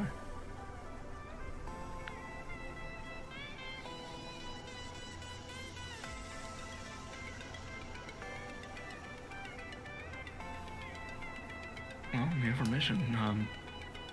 Dragon Boyos, you guys wanna make a choice of what we're doing? The dragon will calmly walk back to their previous position and wait by the door. So, do we all think it would be easier to be them in for this? Or at least some people be vermin to be able to communicate? Because Can I can do anyone that. even turn into a vermin creature that The isn't way that is breaking? being phrased makes me think there's a formula about to be flung somewhere. I literally can make vermin. I can make formula of vermin shape 1 and vermin shape 2. Can you turn me into an isopod? I mean, possibly. Scorpion. I would like to be turned into a duck isopod, thank you. Isopod. I'll show you. I don't even know if I wanna see isopod is one of them. I'll show you. They're actually very popular in the scene right now. My siblings keep a few, but it's mostly the cow ones. So, dearest, the only one that you can be transformed into is this one. Giant? More isopod pictures. Hold on. Those Yay! aquatic? Giant isopod! Yay! They're like little Giant dogs. ducky isopod. Giant isopod! Yeah, they are aquatic. Wonderful! We're on land. we, Well, can it survive outside of land? That's what- I mean, that's what I'm outside of saying. water? I'm pretty sure they need Yeah, water, they don't can. They can Okay. crawl around. Look at them! They're like Oh, they're so- puppies! Okay, I don't like that last one though. To That's be quite honest Cupcake. with you. It's Cupcake, is the Cupcake. Galissapod. I don't like that one. I like the other Aw. ones. I don't like that one. That one's a little creepy to me. Well, I can turn like We are 10 of us. the major Into issue vermin. that you have here is what are you going to transform into? I think that's important because we might also be seen as an invader to this territorial dispute. I mean, surely What if- we can take some of the DNA from the wasps, and some people can become wasps.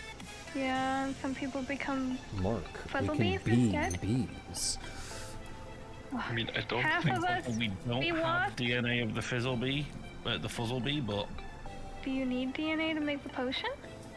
I'm assuming that's what Shame's saying. As to, I'm sure it was said before about Yeah. Yeah, but I thought that was for- only for like not Yeah, that like was for- Lakers. It would be the See, same I'm not case. the one who mixes them up. Shut up, Mike. Yes. It would be the same case for both and for Locke, and it is because they technically do not exist within the normal table, because the dragon up there up north is the one who made them. So if you wish to transform into them, you need their DNA, or at least some kind of DNA sequencing in order to actually infuse it into the potion to transform. You think the dragon has any on hand that doesn't require us trying to kill a fossil bee for it? I mean, you can ask him. That was in character, yeah. Oh, I thought you were asking me. No, that was in character for Locke. You know, maybe we'd ask him for a sample. I could ask him. Obviously, the wasps are easy. We kind of have that on hand. Well, grab some of that, and then we still have to deal with the fuzzle bees after. We have to speak from them both, I'm sure. Yeah. Okay, Locke's gonna walk towards Oh, ask the about doors. pheromones, The too. Dragon is still there.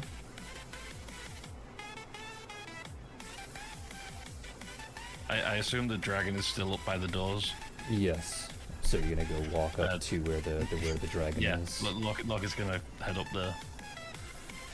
Hi, hello. Not to bother you, but you don't happen to have a sample of Fuzzlebee DNA, do you? Why would you need one? Well, you see, they don't. Given that you created them, I kind of need a sample to be able to make something that we could take into them, and hopefully, you know, do this diplomatically and not have to kill any on either side. And it would be much easier to communicate with them if some of our party changed into them. And what would the compensation be that I get in return? This is my horde, after all.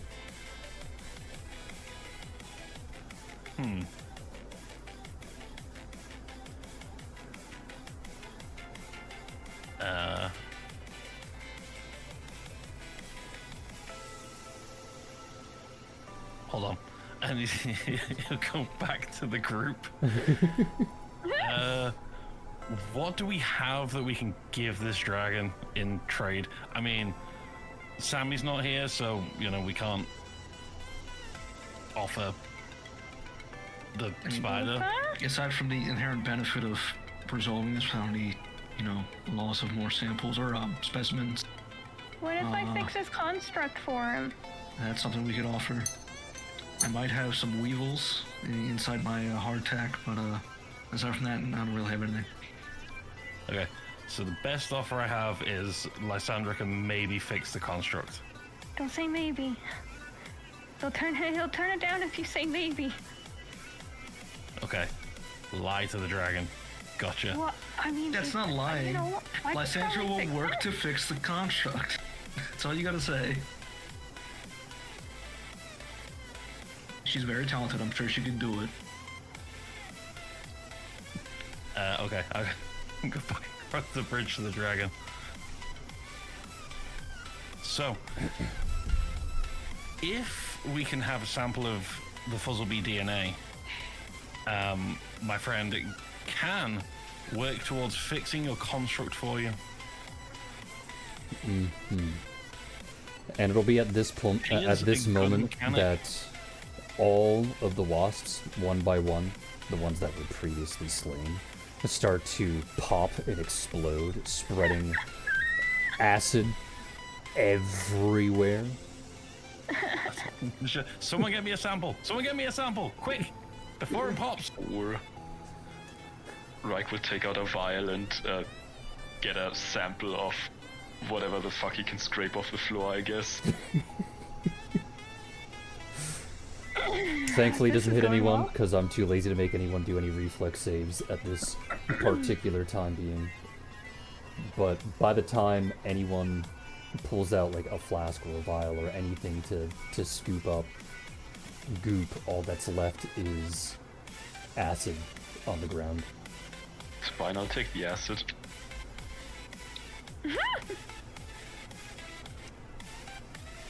To which the dragon will look back at Locke when Locke turns back and say, "Is that the only thing that you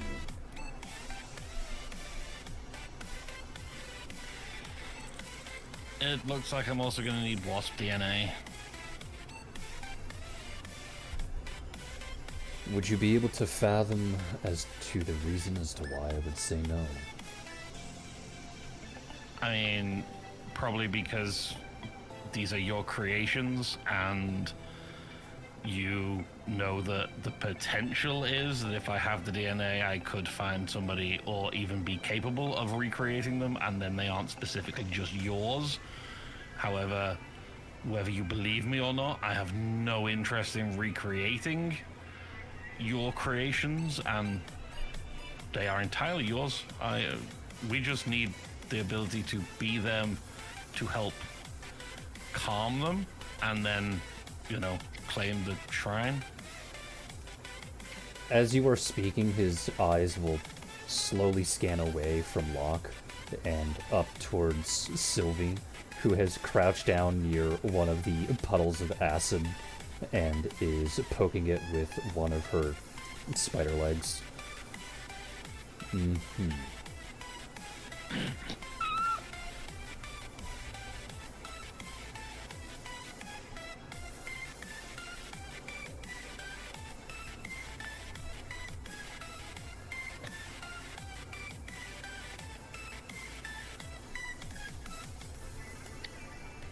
So,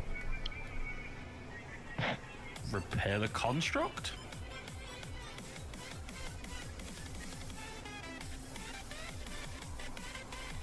Are you capable of such a thing?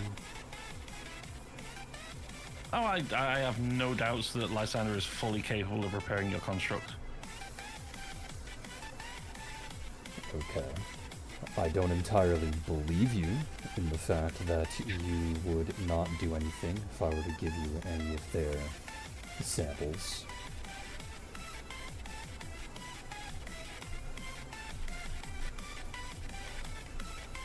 How about this? You give me 2 drops. I will make, and I can make them in your presence, so you can see that I've done it. I will make 2 potions for each. That way, you know full well that I am not taking any extra. Once it's in the potion, I can't do anything else with it. And so it's used, it's spent. I can't take any away from this place with me.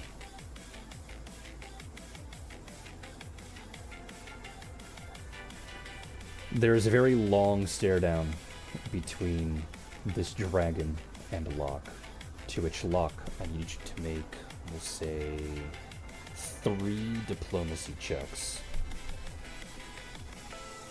Okay.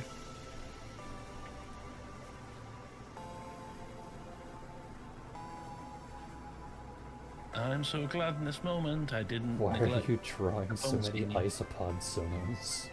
What do you think? Poor Locke still has vision issues even as an isopod. It's okay.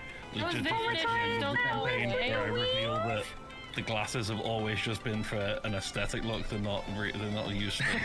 Style. Wait, what do you mean the vision issues don't go away? That'd be terrible. I could change my entire body to the point I could be an entirely different species, but can't fix my eyesight, sorry. I mean, in Pathfinder lore, there is a character. He's a gnome who wears glasses literally for the aesthetic because it makes him look smarter. Yeah, Locke's glasses also aren't actually lenses, they're just like flat glass panels. Yeah, Oh my god. that's basically what it is. He's like an accomplished author and everything else. So apparently the glasses are just part of his quote-unquote look. Locke, you shouldn't tell people that. Just say they're protective eyewear. Keep chemicals out of your eyes.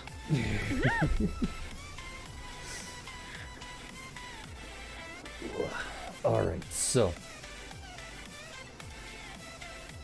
after a very long and extraneous staring contest between you and this dragon, the dragon says, "Fine, I'll watch you do the process, and if the construct is repaired, I will give you 2 drops for each." Wonderful. I better not nat 1 on any fucking checks, I swear to God. Wait, don't do anything yet. Oh, I know. Okay. I'm gonna jinx myself. Let me see if I have anything I can help you with.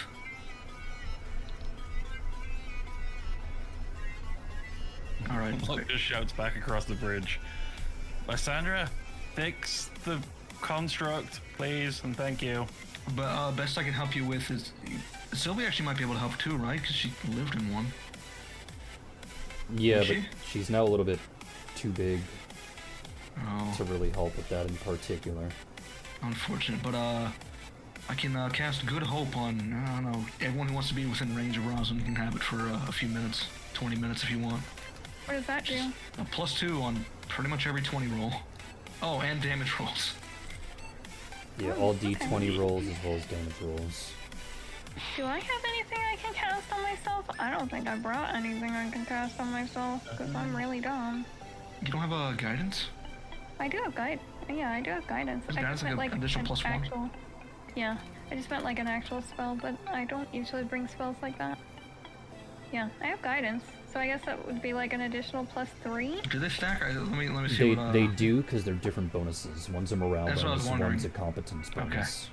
Yep. There you go. I don't know who's within 30 feet of Lysandra currently who also wants... I don't think it particularly matters, but Alright, well, enjoy your +2. well, it's a +3 Thanks. if Lysandra also casts. Yeah, I'm casting guidance on myself. Do I have anything else I can do to help even further? Don't you have a thing that lets you reroll? That's for only saving throws. And I If think only that we also could touch Wob's feet. There's 2, Shane. There's the finale one, and there's a Beacon of Luck, which does something Okay. similar. I was gonna say, But- because if it's the finale, don't you need to be able to be doing a performance to cast that one? Correct, and my Shadow Bard can't even use finale spells, so Yeah. even if I could get around, but I'm actually looking to see if my Shadow Bard can do anything to help here. It can Oh, little shadow pose bard. sexually, I guess. No. Oh, that's at least a +5. Competency bonuses don't stack, do they? Bonuses don't stack. So no, if a I morale don't have bonus anything is else. That's already all I have. spent, then you can't stack it with more morale bonuses. Yeah, that's all I have. I'll give you that +2 and that's it. Alright. Okay. So with this and guidance, since you can cast guidance in between each check, we'll say that you make 5 craft construct checks, 5 of them, and each of them you just get a +3 bonus on it. If anyone else has a craft construct, which I don't think anyone does, you can also get like assistance bonuses, but that doesn't particularly help here. So Okay, so just 5d20 plus my construct Plus bonus and then 3. +3. yeah. Okay. Hey, yo. Okay. Okay, and now 20. Almost bad. Almost not bad though. Plus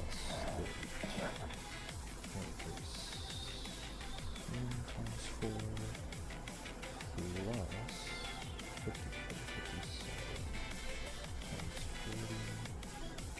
Alrighty. It really was that nat 20 that helped you out, but you do manage to repair the construct in full. You see that the construct itself isn't actually all that mobile. It can move, but it moves very, very slowly. And once everything has been put back together and repaired, it's quite clear that what the construct has been built for is, 1, to take a lot of punishment in case things go wrong, but 2, to just scan the area repeatedly to see if a specific catalog of things that has been loaded into it appears in that vision. And if it does appear in that vision, then the alarm goes off. It doesn't do anything else. Okay. Cool. I fixed it! She just yells.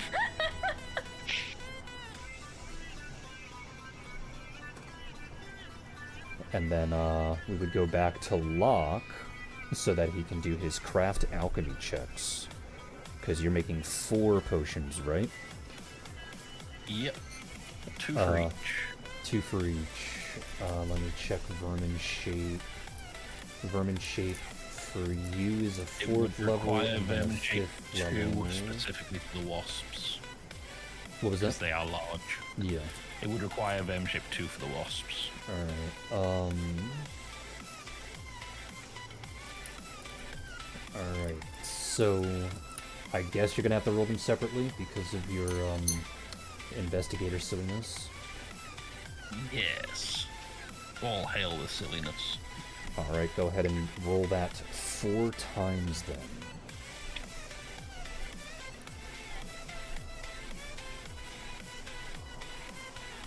Oh, that's a nat 20.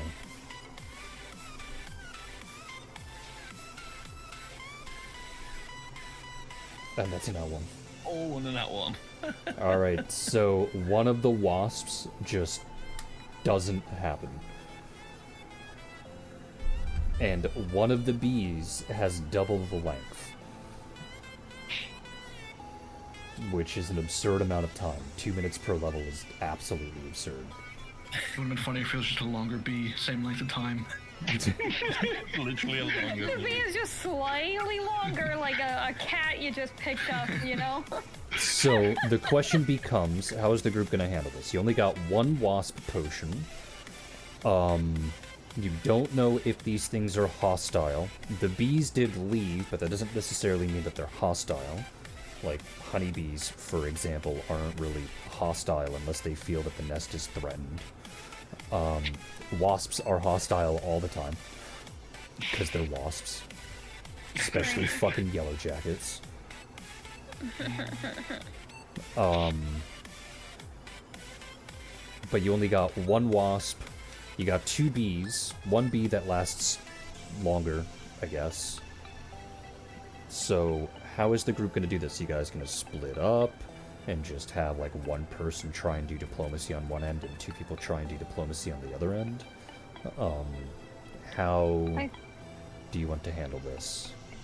I think we should send Leiku with the wasps, as much as I know you don't like wasps, Leiku, but you're the nicest of us all when it comes to animals. That actually might only not be have true. one. Is it? When it comes to diplomacy, Leiku has got Rosin B currently, but Rosin might have but- better handle animal. Oh. Well, It is something that Alright, he has duke never it had out the chance over to the use. wasp, you two. It's not something he's ever gotten to use, but it is actually really high. Whichever one of you would be better with the wasp, because we don't want to take any chances, you know? Like, we can take chances with the bee, but not with the wasp. Is there any way to determine which of us is better at handling animals in character? We can't determine this. Yeah. Yeah. If you want to try it, then I say go for it. This is your time to shine. If Hissy handle was animal would help. here, you could do like a contested handle animal check. On Hissy. On Hissy, but there isn't. I What mean, if there's turn into Zamanu, a but bee she's a and little then you bit can more. do a contested She's a animal check butthole on to me. everybody. Yeah, she's a butthole to also, she's everyone. not an so. animal. If dinosaurs aren't animals, then dragons sure as shit aren't animals. Dinosaurs are actually under the beast category. Yeah, they are. You Oh. lied to me. You're welcome. I would know because I wanted to have a velociraptor.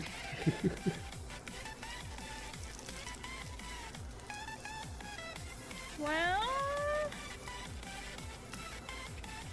Okay, then how about Rosin, you go with the wasp, and Leiku goes with the bee, but she gets the longer potion.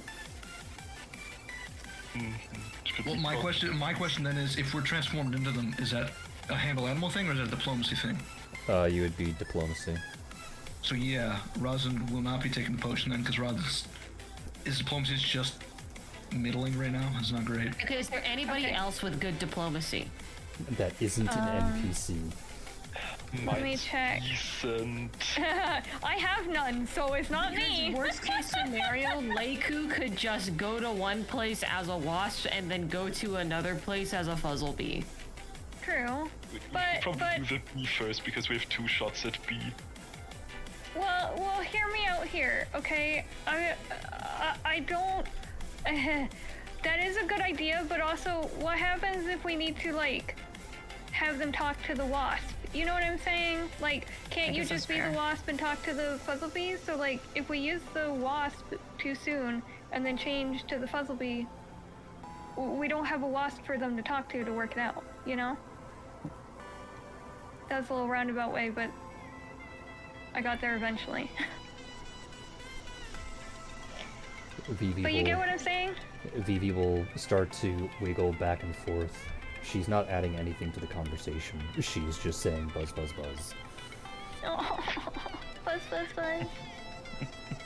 You're right, little girl. Buzz, buzz, buzz. So, what's the actual strategy? Are we trying to get them to, like, broker an agreement between them?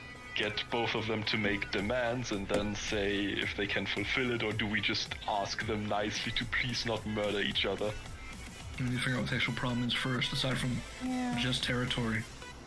How long do these last? Then we should 1 probably minute talk per to level. the bees first. So we've got like 20 minutes. 20 minutes and a 40 minute. Yeah. Or, it's what, 200 rounds? Something like that. Okay. Yeah, it's an absurd amount of time. The other two go fuzzlebee. They ask what the problem is. We meet back up. We figure it out. Then we try and make sure that there's an agreement that can be made, or if we need to just ask them to stop. I think that's the best option to like maximize the potions. You know? Okay, then who's taking I what agree. potion? Leiku, I think you should take the wasp potion. I think Okay. Rosin should take the No, fuzzlebee potion. because we just discussed that would be a diplomacy thing. It's a Yeah, diplomacy and thing. I have no diplomacy and no. I'm Okay. pretty sure you're still the best other diplomacy. It's not great because Rosin. I guess I could say in character, I usually rely on my talents as a bard, and I don't have those right now. Okay, who else has middling diplomacy out here? Because I Yeah, I'm got gonna- none. trained. I'm gonna I'm laugh. Trained. And of course, I have investigator bullshit, but Okay. Can you investigator bullshit your diplomacy is the question. yeah. Yeah? I can investigate the bullshit pretty much anything at this point. It's a matter Okay, if your alright. base diplomacy is also relatively decent, is what Lysandra's trying to ask. Yeah, I have focused on my diplomacy. All right, Okay. let's yeah, we can also ask it like this: Who's good with animals? Who's good with people? So it does I seem mean, the top two would be Leiku and Locke. Yeah. Yeah. But we do have a second Probably. Fuzzlebee potion if we want to use it. Well, I mean, Does anyone else want to go with Locke then? if you send one for the wasps, what you think would be, Uh-huh. the best one for the wasps, Yeah, that Leiku. then you can send the two that are good at diplomacy to the Fuzzlebees, since you have Yeah, two that's what I'm potions. saying. Because there's Locke, but then who's the second Fuzzlebee? You can just give it to Leiku as well, unless you want Leiku to stay as a wasp. Yeah, no, that's I what mean- I'm saying. He needs to Okay. stay as a wasp because we need diplomatic people for each of them instead of like wasting a potion and then needing it later. That's what I'm trying to. Well, we do have one of the Fuzzlebee ones is 40 minutes versus the Yeah, 20 super minutes of the long. other two. Okay, So then we we'll could- just save the second Fuzzlebee in case it's needed. For like I was Leiku. thinking we could do Fuzzlebees first. Locke and Leiku go in. Locke takes the 40-minute, Leiku takes the 20. Oh, Then okay. Leiku can always become the wasp while Locke stays as a Fuzzlebee. Oh, okay. We think Thonkan here. I like this. Yeah. All right, let's go for it then. Sounds good. Let's do that. Is that the plan Okay. then? Leiku and Locke become Fuzzlebees? Yep. And then Leiku can become wasp after.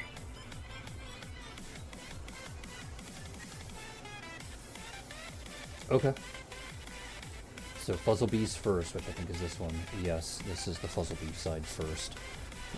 So I will get rid of everyone except for Leiku and Locke over here. And then, I need to turn you both into Fuzzlebees. Hue shift yellow. Yeah, basically. Just draw on little stripes too. Just. Ah, yes, Mexico. Oh my god. Okay, we'll put that there. I want to pet a Fuzzlebee. Can I pet Leiku when she gets back? Yeah, I, That's we gotta call HR about that one.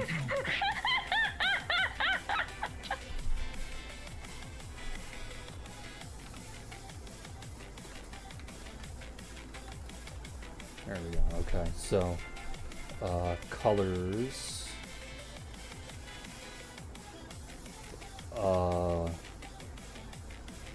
Chroma shift. Pink.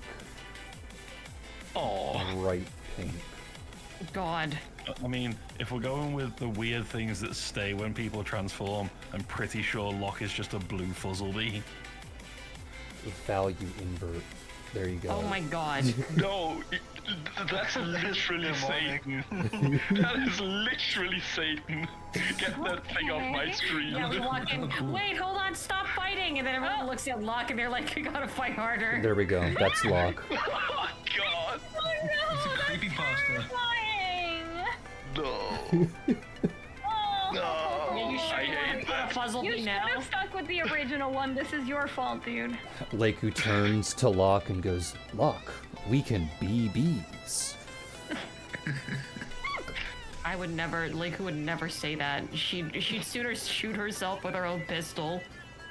Do you still have I that? don't know why Yeah, I like still that have meme. my pistols are buffed now. It's just Because I stupid hardly YouTube ever poop use meme. my That's why. pistol. It's just They're a great. stupid YouTube poop meme of fucking Omni-Man being a wasp. Mark, we could be bees. So dumb.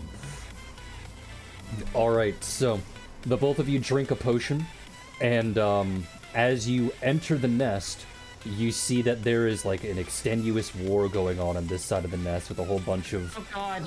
Fuzzlebees and Vapor Wasps fighting each other. What do you two do? Other than BBs. Oh. I somehow feel this isn't the diplomatic mission we thought we were going on. I mean, you don't have to fight them. You can go around if you want to.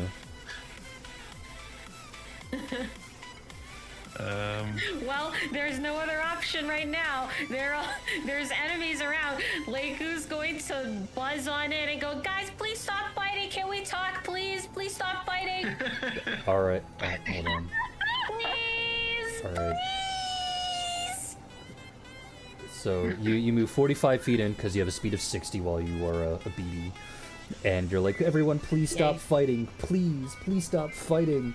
And you hear a cacophony of basically every insect in the vicinity shouting out no, where the fuzzlebees are effectively arguing, as you know, they're fighting all of the murder wasps here, the murder hornets, talking about how the wasps are incompatible with them whatsoever, and they just don't deserve to live, and every single one of them deserves to be killed and vibrated to death.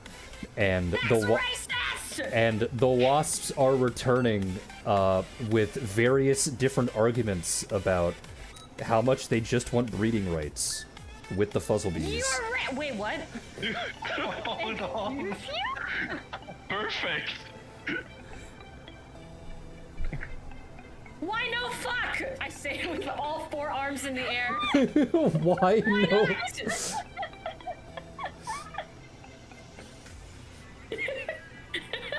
Luck is regretting this already. Luck's fucking creepy pasta ass in the corner. You know what? The creepypasta fits now. Yep. This is just the fucking Incredibles meme of those who know, those who don't know. It's that one that's like, damn, why this emoji looks so mad? Anyway, when you ask why no fuck, all the fuzzlebees just yell, ew, yuck, or make like throwing up noises. And all the vapor wasps are like, ow, that hurts my feelings. I guess I'm gonna have to kill you now. Like, it's like, but size kings and queens. Hey, yo. It's like she's already becoming kissing. Hey, alright, love and hate are fall in the very same spectrum, okay? They have very intense, alright? You guys should start hate fucking. Yeah!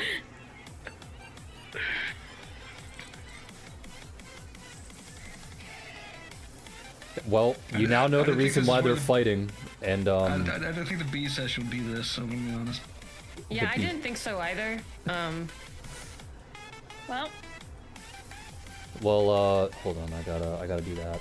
So you know now you know why all of the fuzzlebees are fighting. Wow, ooh. Wait, hold on. Why are you just rejecting them like that? Have you not give them a chance, please? I mean, they're fighting. You can't really roll any diplomacy here. I'm Please, sorry. text! Oh, okay. Yeah. Oh no, they're fighting. Ooh. Am I convincing here? Why can't Leiku just go, stop fighting? why is that one big? That's the queen, I think. If anything has to be determined by looking, if this is a hive and there are smaller fuzzlebees and there's a really big ass fuzzlebee, that's probably a queen.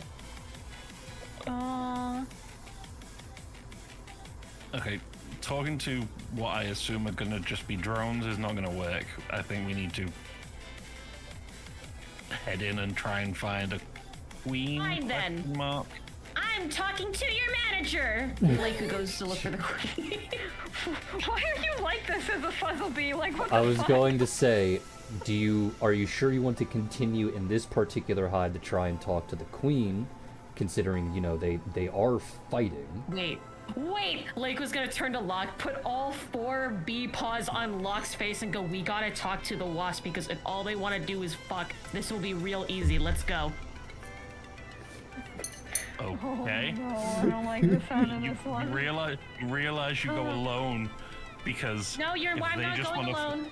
I'm not If going they alone. just You're wanna coming with fuck, me. I am not going in there as a fuzzlebee. We're not fucking, okay?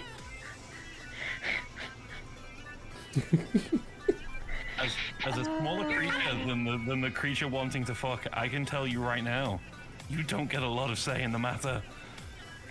Hold on. Maybe they're just romantics. Leiku's already leaving. They were going.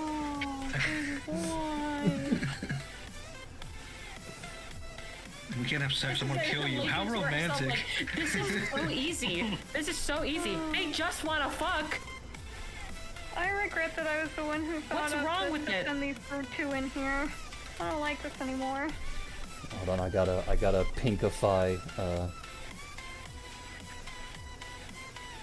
is what, this direction, right? There we go, pink, little bright pink, and then drop the brightness just a little bit, and then we hit OK, and then this one was linear invert, and then value, no, not value. Oh my god. There we go. I mean, it works. It's horrifying. I've seen everything now. So the rest of the group, I guess, how do you feel watching as, you know, Leiku, let me go grab Leiku. As, god damn it. As, you know, Leiku appears over here, grabbing Locke by the bee hands and just flies across the room screaming sex. Or at least I presume Well, they don't that's what... understand that. Oh wait, they can't understand that. You just hear Buzzing. buzzing by with sexual intent. I guess, would you exude enough sexual intent that everyone else would know? I mean, it wouldn't be sexual What intent are we for flying her. along? For her, I said it wouldn't be for her. She's not looking for a fuck. She's going to teach these wasps what it means to love. Oh my god. Oh my god. Awesome, I love this already. We're doomed. Alright, you have now made it into the wasp nest. What's happening here? The wasps are more or less just vibing out. They're working on the hive the way that wasps kind of do, you know, scraping at the walls, adding jelly, adding honey, or at least their variant of it. And then when they see two fuzzlebees enter the nest, they'll snap their heads and they'll go, "Ah, invaders." Fuck. What? No. No. Hold on. I need to speak with you about the methods in which you go to seduce the other fuzzlebees. Roll for diplomacy. Okay. I'm making my intentions known.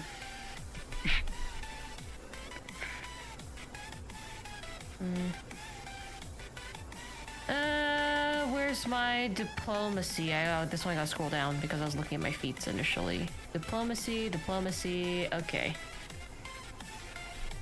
Wait, don't wasps sometimes lay their eggs in other creatures? Some. Only some.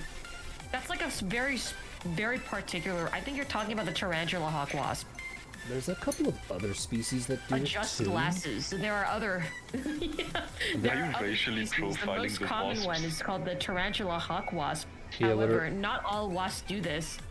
Yeah, most of them just act like bees, to be honest. You gotta remember But that they're very the bee... it's not that the wasp or the hornet or anything is copying the colors of the bee. The bee is copying the colors of them for people to Yes. leave them alone.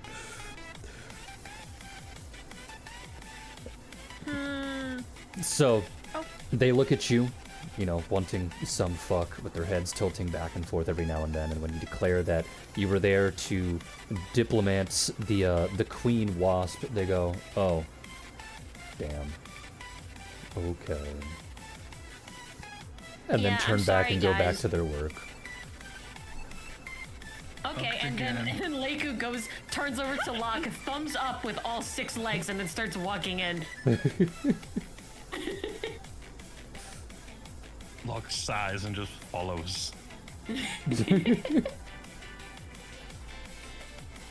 Alright, so... So, I'll move you both down here. And as you make your way through the entire wasp hive, and you come up and you find the wasp queen laying there, laying their eggs every now and then. You're immediately surrounded by several other wasps who demand to know why you're there, chattering in weird cacophonous synchronicity about, you're invaders, you shouldn't be here. Also, can I have some fuck? These poor fellas. Leica will then reiterate her point again. No, sorry, I'm not here for some fuck. I just want to talk about the methods in which you wish to romance the Fuzzlebees into some fuck. I'm hoping to resolve this peacefully.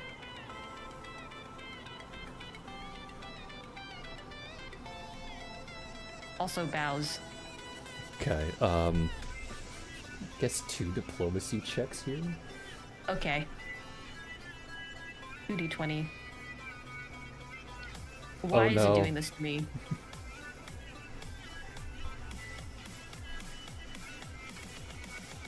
Can we say that the first roll is my bow and I just do a roll and I hit my head on the floor, but that's okay. I recover and pretend that nobody's looking at me. Sure. Thank you. Smile. Obviously, all the wasp guards are very sad as to why they get no fuck, but the queen will then speak to you directly and demand to know why a set of Fuzzlebees are here, considering that they started this territorial dispute between the both of them, despite the fact that all these wasps wanted were breeding rights and the ability to fuck the Fuzzlebee queen.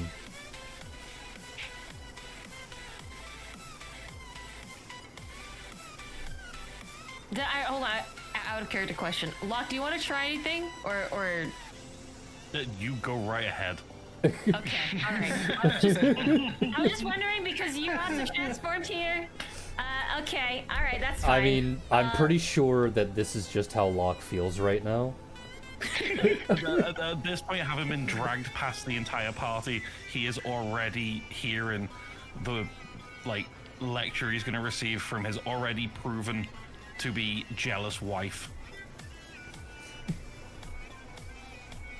I'm sorry, jealous of what?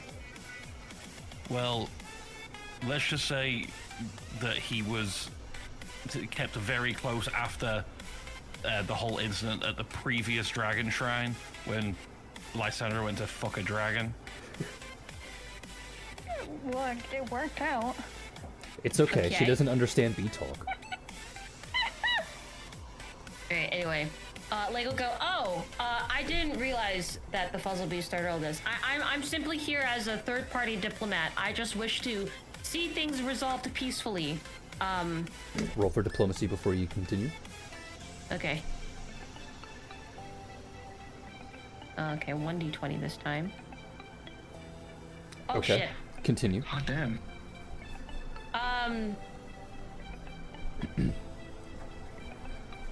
Literally, you were rolling to save face for the fact that I didn't realize the Fuzzlebee started this as a Fuzzlebee. And then I followed it up with saying I'm a third-party observer. I know, as a Fuzzlebee. I know, I'm aware. It's not really... I'm pink, okay? I get Continue. it, alright? Anyway, I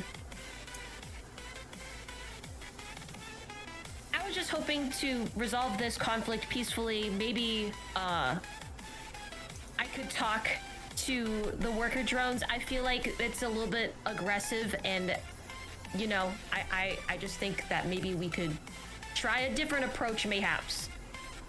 If they want some fuck, this will help. This will help them get some fuck.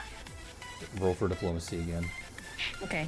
You can't tell, but when I am actually speaking, I am literally raising my hands like I'm speaking. Both of my hands. I'm a very expressive person. Too bad I don't have any. Oh, god damn it! They will stare at you like you are an absolute lunatic and go, but this is how fuck happens. Wasps demonstrate, and 2 other wasps just come in, demonstrate, and then leave. What? Oh, what a beautiful display. Anyway, that would probably work for a wasp, but not for a puzzle bee, which is a different species. Maybe we could try a different method, please? Roll. For some fuck? Roll diplomacy again.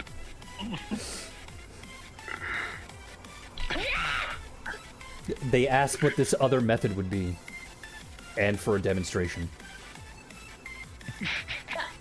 Leica opens her mouth, closes it.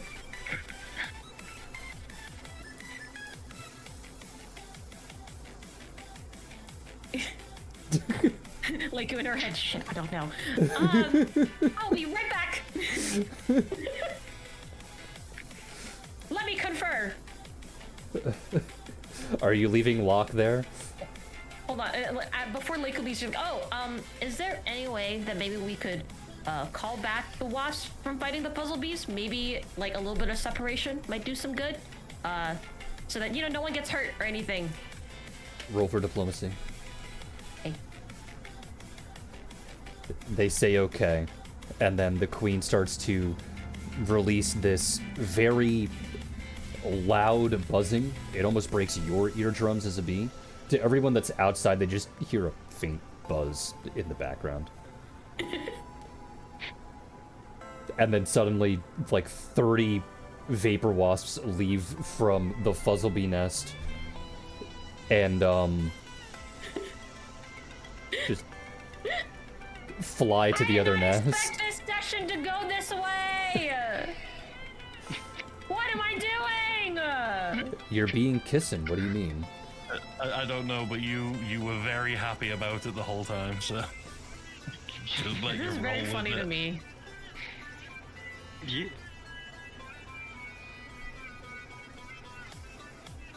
And Leica would go, "Thank you, Wasp Queen. You're very nice. I will be right back." Are you leaving Locke here? Leica's just gonna look at Locke like, "Do you want to stay here or?" Do I want to stay with the fuzzlebees, with the wasps that want to fuck fuzzlebees?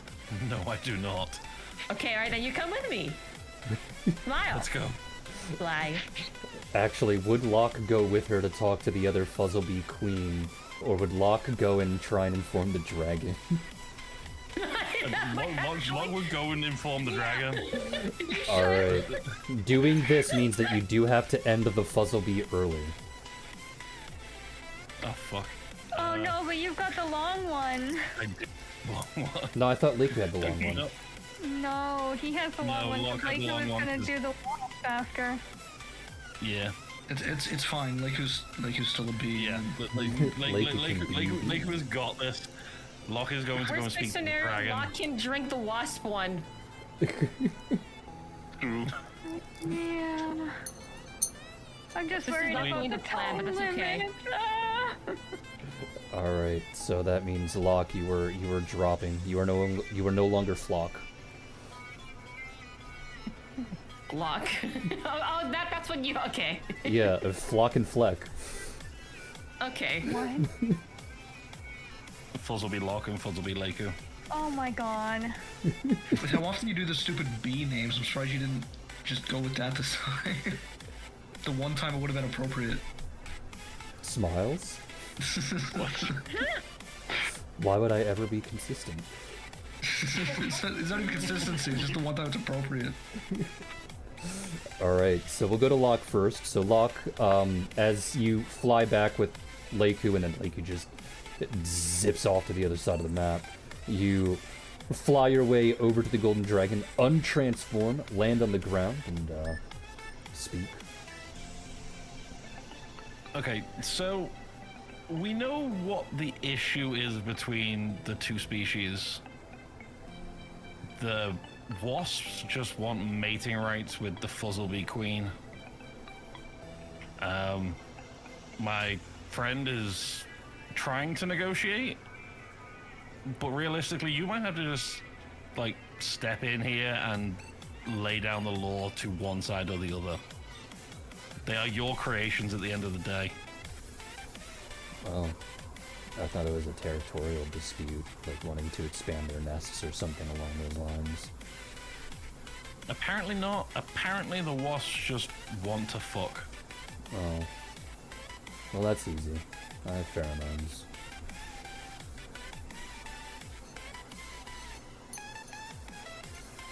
Oh, well, that'll probably be handy. But we should let Leiku, see if she can manage this. She seems to be having fun. Alright then. I will hold the back on the pheromones.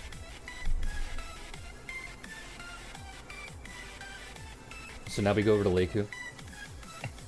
Leiku Sorry. probably wouldn't have agreed to the pheromones because love must come naturally. Come, you say. Shut up, God. So, Fleck, what are you doing? Well, Leiku, okay, how's the climate here now? Now that the fighting has stopped. They are no longer as hostile, though they are confused as to why you returned and didn't help them. And now they are a little angry that you didn't help them. Look,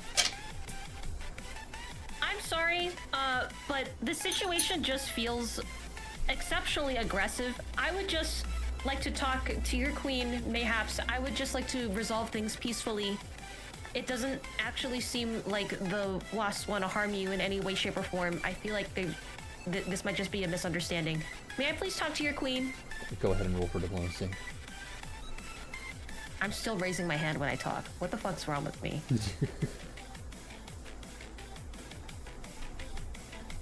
While disgruntled, and they very clearly don't like the situation that is going on, because it seems like you were siding with the ugly, evil, mean, disgusting vapor wasps that they are racially motivated against. They see that you do mean no harm, so they will let you go through. To which you are allowed to make your presence to the Fuzzlebee Queen.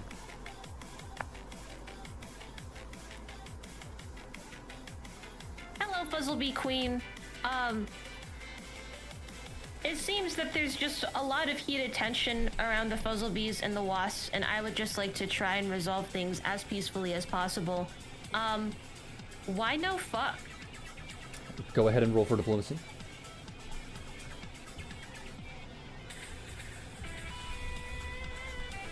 So, the queen starts to explain that the wasps are mean and ugly and terrible, and throwing in some bee-related slurs here and there, to which they explain that their some fuck is just too aggressive and kills the Fuzzlebee, to which the queen shows you a demonstration on how their some fuck goes. And they try and explain that, you know, this is just not how it's done. This is not how they do it. It's terrible. It's a violation of their bee rights and everything else. And so that you have another visual, she has two other Fuzzlebees do it how they do it. And they look exactly the same. Leiku, in her mind, is going, I feel like just like a group orgy would have solved this a long time ago.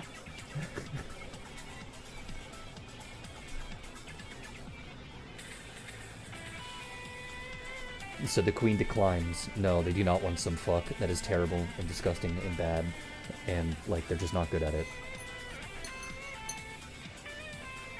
They being the wasps. Have you guys tried? No. Why not try? No. New dick might be nice. Go ahead and roll for diplomacy. Like you're just the one freak in this entire little hive. And every other bee is in agreement that the only good one. And like, what about doggy style? Every other bee is in agreement that it's gross, and there's just one. It's like, nah, you guys gotta try it. Fuck it. You know what the DC was for this? What? A 50. So literally the phrase, you sure you don't want to try, is apparently convincing for them to go, okay, yeah, sure. What kind of fucking session is this? You made it. You made the conflict. You're the GM. You are literally doing this to yourself. I have no idea what you're talking about. I can confidently say I did not plan nor account for this. Uh-huh. I definitely don't have text documents. Uh-huh. Sex documents. Sex document. Leiku is obviously really happy with this development and that they're willing to try. And Leiku is like just clapping her bee in her fuzzle bee hands and going, yippee! Okay, I'm gonna go over to the wasp nest and say that you guys are okay to try. I will teach them the ways of love. Goodbye, I'll be back! And then she'll fly away. Roll for diplomacy Thank one you. more time before you leave. Thank you!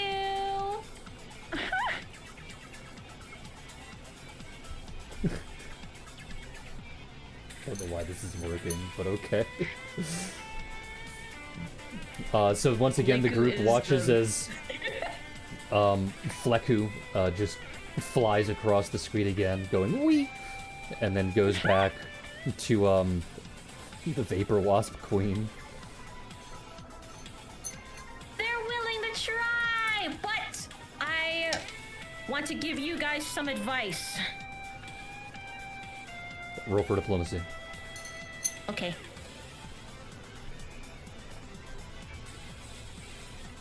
Jesus. Oh my god. The Queen is willing to listen. Yay! This tiny little pink fuzzle bee. Okay. Okay. They are much smaller, and they feel that the way you guys do it is different from them, but in all honesty, it's not really that much different.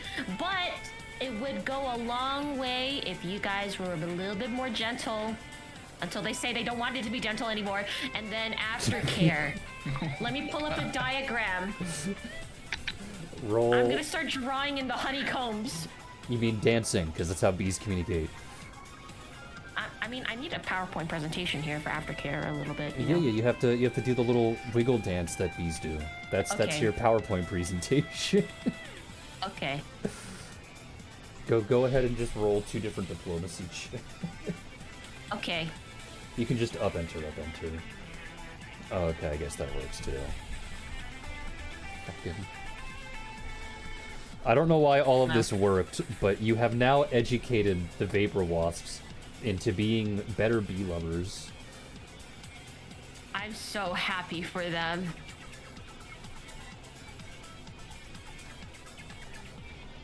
What the fuck? What? Fucking meme shit.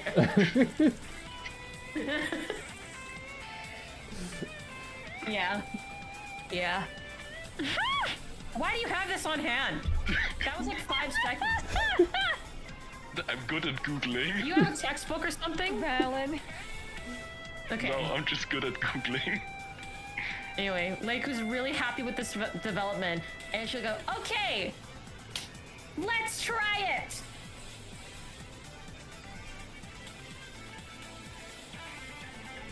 Let us not be too hasty and go in one at a time, okay? They're willing to try, but we gotta give them some space and room to also be able to explore. Alright, so once again the group watches as Leiku just buzzes across the whole thing going wee! As per usual. Followed by about 120 Vapor Wasps. After about 10 minutes, Leiku comes back and untransforms, covered in fleeman. What? Right. Or beeman. Bee semen. Weeman? Oh. Well, I guess that means it worked. Comes back covered in women.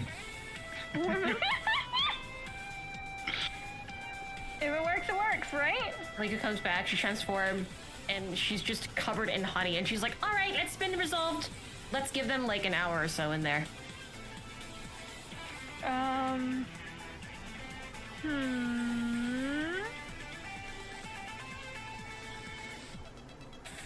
Everyone's what just staring at exactly Leiku for an happened? explanation. Just, I'm not sure if I want one.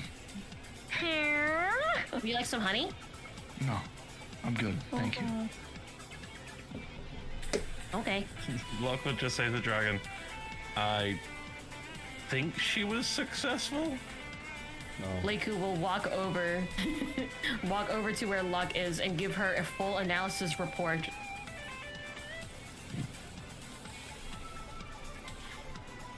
Full analysis report. Yes. Did you seriously have to do that? Yeah. I don't think you did, though. Analysis. The fuzz will be analysis. Flanalysis. Uh-huh.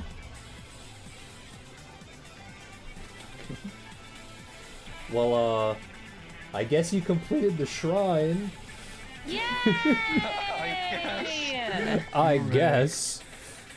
The dragon is very much impressed with the fact that you got all of them to fuck without pheromones and resolve their differences and issues.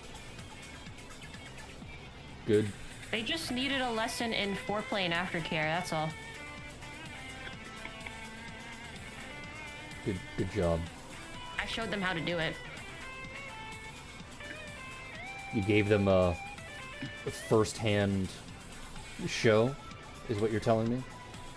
No, adjust glasses. I wrote it all down onto a projector PowerPoint. Okay. Well, I guess Blake is very proud of herself.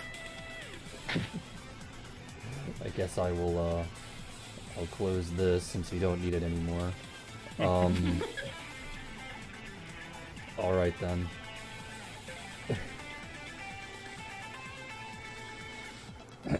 Vile. And, Dragon Shrine bonus. Why are you so sheepish now? You did this. I didn't expect it to work, alright? This is I'm gonna pretty be sure one of he those kind of dragon expected shrines. us to like fuck up, and then we'd have to end up fighting anyway. This is gonna be one of those dragon shrines that, if it's only Catan and Reich that get a bonus from this, I'm gonna be pissed. to have been the companion for bee and wasp sex education and not get anything. You could have had something, but you declined the offer. Oh my god. No! Are you a fucking bee child at this rate? There you go, Luck. It's not a chance worth taking. Alright. NPC for campaign. So, Died. alright, so Dragon Shrine stuff, I'll do that before I actually end today's session. For the Dragonborns, Okay. you want to adjust your Dragon Disciple, obviously, to level 4. Okay. Your Spellcaster level also increases by 1, Okay. since you're at the top of the sheet. Alright. Since you were still at the top of the sheet, your Strength now increases by 2. Okay. You got that right? Mm-hmm. And then, if I recall correctly, you put like a Dragon Disciple bonus in your AC, right? Yes. Correct. Alright, that also increases by 1. Okay. But only the one in the AC? Yeah, it's a natural armor increase plus 1. Okay. Alright. Then the next one from the top would be like your saves and your BAB. And then, let's see, your Fort Reflex and Will save from your Dragon Disciple should be 2-1-2, respectively. Correct. And now, Yes. the BAB bonus from your Dragon Disciple is a 3. Okay. So that goes up by 1. And then, you get to roll for HP. Okay. Alright. Let me just change these numbers so I don't forget for next time. Which means that these numbers change as well for my string. Okay, and then HP, to which the HP is a 12. Indeed 12. Nice.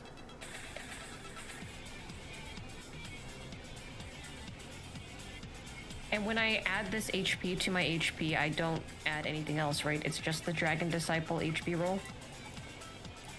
Yeah, it's the Dragon Disciple HP roll, and you just roll for the HP, and then it gets calculated and added to your HP like a normal HP roll. So, you add 9 for you, because you rolled a 9, you would add 9 to your HP, plus your con mod, and then I guess if you have toughness, you add that as well. Yep, I'm just checking. Do I have toughness? I do have toughness. Okay. Nice number. Alright. The next thing is for everyone else. This is a shrine in which you get to pick one stat of your choice and increase it by 1. Though Lysandra does have a unique option, because Leiku resolved the issue so thoroughly that there's not going to be any more problems in the future. He no longer needs his construct. I get a replacement? So you can, well, it wouldn't be like pop it, but you can probably use as a base for Hissy. Oh my god, yes. I don't want the stat, I want the construct. Okay. And I guess make a note of it in your inventory? Yes, I don't have to spend money for Hissy now. Well, you probably still will. It's just not as Yeah, much. just not as much. And this is, I'm gonna notate it down on the HP where I increase it, and this is, what's this dragon's name again? Muphir. M-U-P-H-I-R. I-ear? Sorry, I-R. Okay, thank you. Alright, cool. Missy will be very pleased with that construct. Assuming it can be built by the start of the next year for him to become child. Yeah, I still have to build it, unfortunately. So it's with me for now. Still have to make it habitable. Alright. And then remember that stat increase stuff does not, that I just talked about, does not apply to Katana Right, because their bonus is the actual Dragon Shrine stuff. Yeah. Yes.